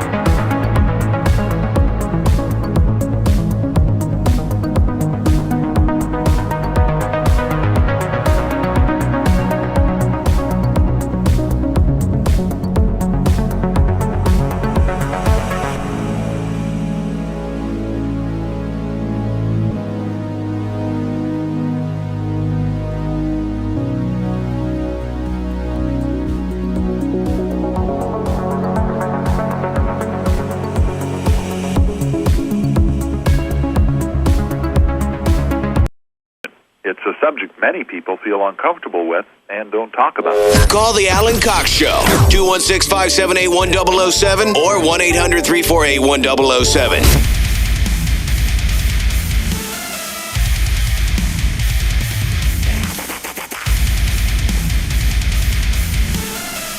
35192. Want to send me a text. Indians are off for the All-Star break until Friday when they'll be playing the Athletics in California, I think. I don't think that's a home stretch. It is in California because I'm going to be at the basement on Waterloo in Akron doing an appearance, a real live appearance. What's that got to do with the Oakland Athletics? It's all tied into, we do these appearances while there's Indians games Oh, on. I see. I gotcha. So it's an away game, but you are home. Yes. I'm home at the basement on Waterloo in Akron. In Akron. On Friday night. Yes. Then Saturday, it's a day game, 4 o'clock. I'll be 4:30 to 6 at Around the Corner in Lakewood. Oh, you're at a bunch of spots. Just those two. Friday and and Saturday. then I got one in August and then one in September too. But we'll just concentrate on those. Okay. That's my weekend. There you go. Don't want to confuse people. Right. So Tribe against the Athletics. 9:40 is the first pitch on Friday night. Today was, I assume it's already happened, the Stanley Cup rally in Tampa. Second year in a row, the Tampa has won the Stanley Cup. And it's not because they're the best team. They kind of gamed that system pretty well over there at the NHL. They threw some money in when they needed to, pulled some money out when they needed to. But Tampa, boy, that is a town that is having a time with sports over the past few years. They got a Super Bowl. They got a World Series. World Series appearance. Didn't win. What's what? They had a World Series appearance. I thought they did win the last couple of years. No, they haven't won in the last 5 years? I thought they won the pandemic year. No, last year they went to the World Series against the Dodgers and they lost. No, I thought they won. I remember the Dodgers won. Oh, okay. I thought that they won recently. Anyway, I don't think I think that was the first time they've ever been to the World Series. I don't think they've ever won a World Series. Really? The Marlins have won twice. Yeah, they won a couple years into their expansion, I think. Yeah, against the Indians. Still salty about that one. I understand. By the way, do the Tampa Bay Lightning have any black players? It's funny to see how Las Vegas has all of a sudden turned into a hockey town because it's Golden Knights merch everywhere now. I know they've got a black dude on the Golden Knights, but I was curious if Tampa has a black guy. Yeah, I don't know. I only mention this because, and this isn't going to shock anyone, but they did this huge study, and I don't even think that it rises to the level of a study. But they said that black athletes had a great time during the pandemic, playing to empty stadiums because there was no racist heckling. So while all these other guys had to pretend that they were all bummed out that the crowd wasn't there, non-white, I shouldn't even say black, non-white athletes loved no crowds. Nobody throwing bananas at them. Nobody calling them the N-word because they missed a pitch. Mm-hmm. They couldn't get enough of that. Please, could we do this all the time? They were very happy to play in front of no fans, which sucks for those sports. Sucks. It sucks that people still can't figure out how to just be decent. It's so ridiculous that people can't just go to a sporting event and not be that big of an a-hole. Did you see Juvenile's back in the mix? Remember Juvenile's big song? Yeah. Back that thing up. Back that ass up. It's back that ass up in the clubs. Two Z's. Yeah, back in the day when I was still doing club appearances, it was back that ass up. For radio, it was back that thing up. Because I guess they didn't want you to say ass on the radio? I don't know. Yeah, not on like a kids station. I'm sure they wanted it to be a little more friendly. Yeah. Little kids. Yeah. Back that thing up. But it was back that ass up. Well, somebody paid him to do Vax that thing up. Oh, yes. Yep. So he's taken the biggest hit he ever had and turned it into a pro-vaccine PSA. 20 years after Cash Money Records took over in the early aughts. For the 99 and the 2000. That's right. He's from New Orleans, and his biggest song was Back That Ass Up. And now he's singing Vax That Thing Up. Why don't you vax that thing up? You finna online date chat, find a mate chat, open up BOK ass, okay yeah, profile picture looking tight. By the way, I don't remember. I guess I completely forgot this was Juvenile. I don't know who I thought this was, but I had in my head it was someone else. So when I saw the Juvenile thing, I was like, oh, that was Juvenile. I don't know what he's done since. I don't remember him having he was a big deal for a while, but I didn't remember any of the follow-up. I only know the chorus of this song, so this is not doing anything for me. Really? Yeah. Nice chat, got your bio reading right chat, precise chat, but before you find a date chat, you gotta wait chat, gotta go vaccinate chat, get it straight chat. Girl, you look good, want you vax that thing up. You's a handsome young brother, want you vax that thing up. Okay, now they got to get Busta Rhymes to do something then. Let's bring back all these dudes that we liked from back in the day. His only Juvenile's other really big hit was Slow Motion. It was like slow So motion for me. Slow motion for me. Oh, Yeah, that was one. him? Yeah. That When were was these Soulja out? Slim, right? Early 2000s. Yeah, slow motion for me. Slow motion for me. Yeah, I forgot about that. Slow motion for me. Yeah. Right. Yeah. Moving slow motion for me. Some motion for me. Some motion for me. I forgot that was Juvenile. I like that. Let's get all these guys that we've forgotten about Petey Pablo. and have them do. North Carolina, come on and vax up. Take your shirt off. Yeah. Stick it in the arm. You can ride a helicopter. I can write all these songs. Was that Freak a League? No, this That was is a different Petey song? This is this is the same guy but different song. Yeah, okay. Keisha Tora. Oh, God, it takes me back to the clubs. What you don't understand is I still work out to this playlist 3 times a week. Do you? Oh, man. Nothing wrong with that. Early 2000s, like club music, like rap and hip hop, is like the best workout music. It's so much better than today. Ain't in real life, you need to vax that thing up. Feeling freaky all night, you need to vax that thing up. Girl, you look good, want you vax that thing up. You's a handsome young brother, want you vax that thing up. I went on a Busta Rhymes tear this morning. This dude lost a lot of weight. Busta Rhymes was he a was fat big for a ass. bit, yeah. Yeah, I hadn't seen him in a long time, and he was posting whatever his transformation is, and he's an older cat now, but he's got a six-pack. And Good for why don't you him. bring him back in the mix? He's got to get people paying attention to him. Well, I think he did Saturday Night Live, and he was looking real big on there, and that probably. Oh, I don't remember got, that. He was guesting with somebody else. I think it was when Tribe Called Quest was on. Oh, one of those. Yeah. have him do a vaccine song. Why not? Woo-ha! Got your vaccine check. Busta Rhymes, bring him back. Love Busta. You see MGK at the UFC fight, by the way? Yes. When we're sitting up there. Well, because we're sitting up He was there. in the second to last fight, the blonde guy, right? Mm-hmm. With Megan Fox. Oh, yeah, he looked like that fighter. Yeah. Sean O'Malley. That kid's Is that his tough, name? boy. The fighter, he goes in there, and there's this kid with green hair. Yeah. Who, another regular dude, I guess. That was the first fight. No, the second fight, I think, because then it was the two girls, the chicks. So if that was the second fight, that dude got rocked. Yes. The dude, yeah. His face was like hamburger. Yeah. We were in the 200s, and I could tell this guy was getting. I was like, oh, you shouldn't have gone with that green hair, man. I got to my green buddy's- means go, son. I got to my buddy's house right when that guy was getting pummeled, and I'm walking up the backyard. They projected it onto the garage, and I just hear, "Stop the fight! This guy's gonna die!" I was like, "What is going on?" Yeah, that was the. Let me find the fights here. Oh, that was the bantamweight. Sean O'Malley and Chris Mutino was the kid with the green hair. And then the blonde Russian chick got rocked. Saw that. By the That's other when I woman. showed up. Yeah. Yep. And then Greg Hardy shows up and gets laid out by Ta Tuivasa, who's a big jelly belly from New South Wales or something. Did you guys watch Jessica I at all? I did not. She fought at like 2:30 p.m. Yeah, no, I didn't pay attention to that. We got there. I don't know when we got there, but we got there at 6:30, I think. I mean, the main event wasn't until 10 o'clock. Right? Yeah, there. Yeah. Here is almost midnight. That's what I'm saying. Yeah, 10 o'clock there. Mm-hmm. So there's no way to know what the time that was here. But impossible. It's like time travel. Right. So they had the early prelims. That's where Jessica I was. She lost. Early prelims. Women flyweight. Ah, man. Because you get these young kids out there, 22, 23, just full of piss and vinegar.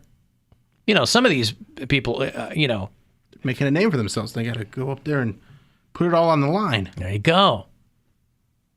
They got a little kid at home. I mean, by the time you get into your mid-30s, like some of these fighters are, you're long in the tooth.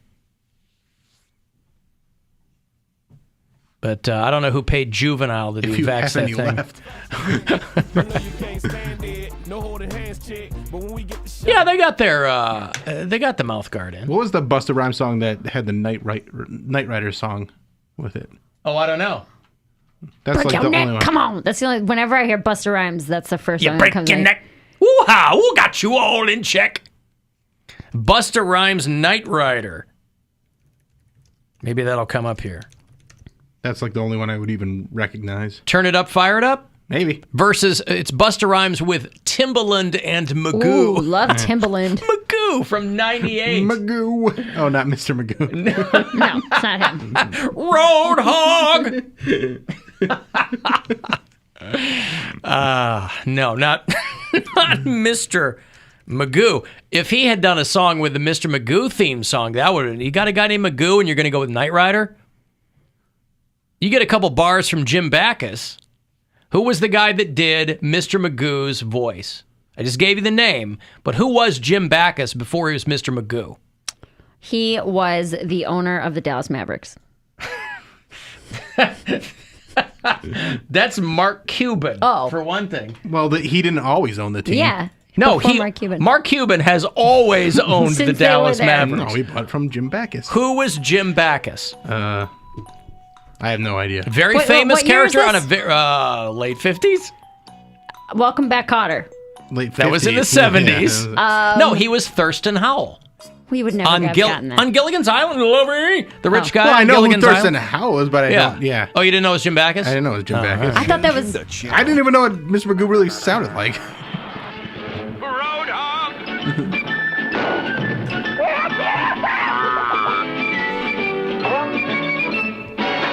Mr. Magoo is another cartoon, another show that would be shot down in Immediately. 2021 because they would say that it's insensitive to the visually impaired. Well, right? There's always the Leslie Nielsen classic live-action version of Mr. Magoo. Yeah, which was way more sensitive. If Leslie Nielsen comedies were known for one thing, it was their sensitivity to the current mores in social...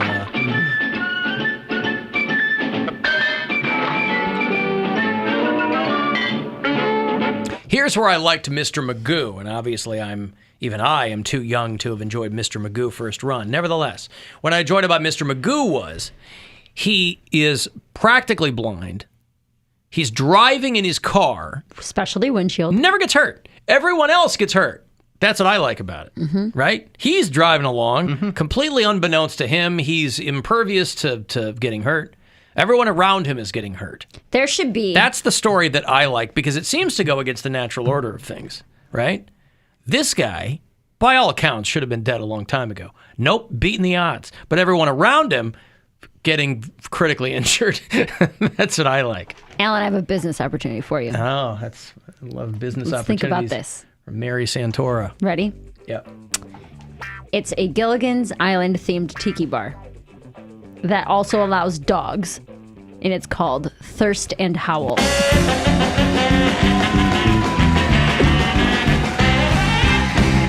Where do I sign? For $2.5 million, you can be a part of Where this. do I sign? Thirst and Howl. Right. I think it'd be great. I don't hate it. Now, if you put it on 3rd Street, I'm in. I wonder if that caller hates you again. Probably. Yeah. Hated you, loved you, hates you again. Hey, Mike. Hey, how you doing? Welcome back, Alan. Hey, thank you, Mike. What's going on?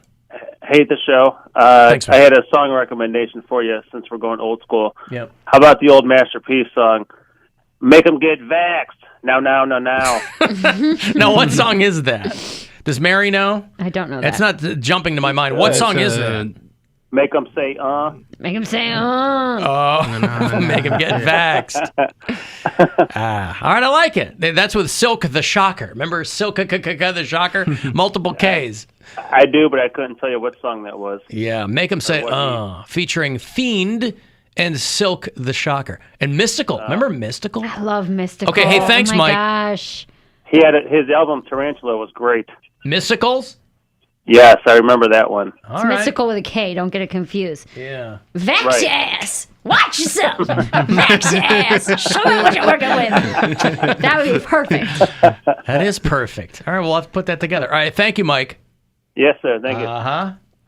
There are so many 2000s rap songs that we could absolutely do vaccination remixes for. They should reach out to everybody. Yeah, I don't have any Master P. I don't know in if that's here. the right crowd for it, though. I feel like we got to do some country versions of it. Those are the ones not getting vaxxed. I mean, You don't know. They're not as catchy. Well, they're catchy. Yeah. Oh, God. Just hearing this music makes me want to dance. This is Mystical and Pharrell. Shake It Fast. This is the radio edit. could they do like Well, yeah, these are radio edits. I can't play. Show me what you're working with. Watch yourself. they couldn't do like a honky tonk vax donkadonk? Could, yeah. Honky tonk, vax donka donk. Don't worry about how I'm ripping this, what I'm flicking, what I'm flipping. This just what I do. I'm the professor, I'm out there cussing ass. There's a full-grown German shepherd. You better keep stepping. They don't mess with me, and they down. How about Fetty Wap? He's newer than that. Yeah, I know. I'm just trying to think of like a Vax version we could do. I don't know. Mooski? Trackstar? heard of these people. Vaxstar from Mooski? Anybody remember Mooski? No.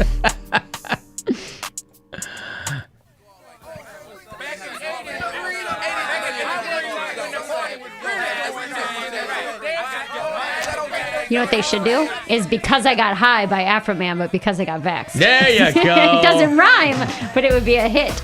I was going to go to work, but then I got vaxxed. But like make it the opposite. Like, now I can go to work Right, because I got vaxxed. Yeah. I was going to pay mild child support, but then I got vaxxed. Oh, this guy. Man. No. You should play Crazy Rap by him. It's totally clean for the radio.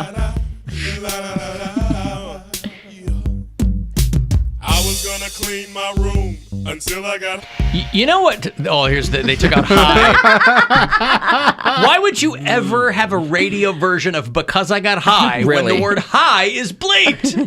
And also turned into a train whistle. Yeah. So what's the name of It's the dumbest business in any business. So what do they call the song then? It says Because I Got High. They're like, we're going to play Because Hey, I Got... Because I Got Honk. The Pootie Tang version. At least Jason finally started playing the grown-up version of Everlast around here. That's nice. Oh, my. After 25 years. That's okay. What threw me Takes off a about little Afro time. Man was that he sounded just like Humpty Hump from Digital Underground. Humpty Dance. That guy just died, right? Yeah, To Humpty. get you vaxxed. The Humpty. I got a break. If you want to get the last word in, send me a text, 35192. Next chance for you to get $1,000. By the way, you're going to be able to go fund yourself coming up at 6:30. The Alan Cox.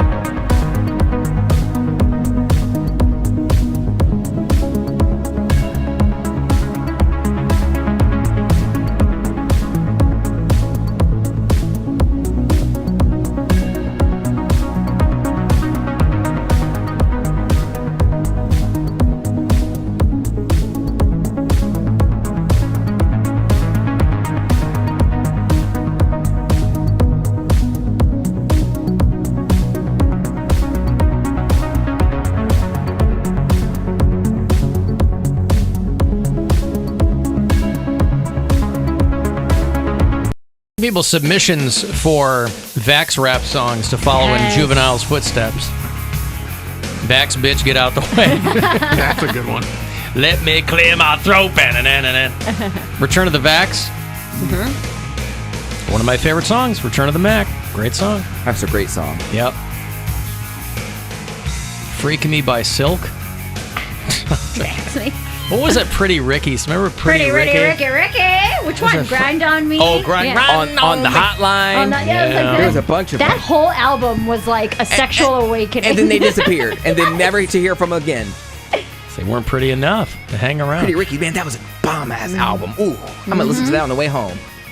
And Devotion to Accuracy, Mr. Magoo preceded Gilligan's Island. I had no idea that cartoon was so old. You're so stupid. I know, I'm so dumb, so stupid. Okay, we got to go. Good. Thanks for hanging out today. Guys, we'll do it all over again tomorrow. What have you got coming up, William? This Friday, 9 p.m., I'm going to be at the Basement on Waterloo in Akron. And then Saturday, I'm going to be at Around the Corner in Lakewood. That's at 4:30 p.m. You can get all that information at WMMS.com. Go to the events page and then check out my album. There's a preview track out. You can pre-order it, and you can get all that info at BillSquire.com. And follow me on Twitter and Instagram at Bill Squire. Updated my website, so it actually just sent people there. Make things easier. Mary Lynn? This weekend, I'm going to be headlining Mark Ridley's Comedy Castle in Royal Oak, Michigan. So if you're in the Detroit area or you know anyone who is, please let them know that I'll be there. A full list of my websites. I actually just updated my website too, which is marysantora.com. Yeah, so you guys can go there. And then Mary Santora Comedy on Instagram, Mary_Santora on Twitter. Oh, we have friends in Royal Oak. Hey, send them my way. Tell them to come out. Thursday to Saturday. Poundcake? I'm just at Radio Cody B on Twitter and Insta. Okay, cool. Thanks, guys. I'm out there at Alan Cox Show. Anything you missed today, you can find on the iHeartRadio app. So look for that there. Weekend Cox is also podcast. And if you're not up early on a Sunday morning, and you can leave a message anytime on the After Hours line, which is 216-986-8903. Feast or famine, too, for the Alan Cox Show stickers. A bunch of people all at once will ask me for one. You can always email me for one of those. I'm happy to send them out. And that's it. We'll talk to you again tomorrow. Tribe.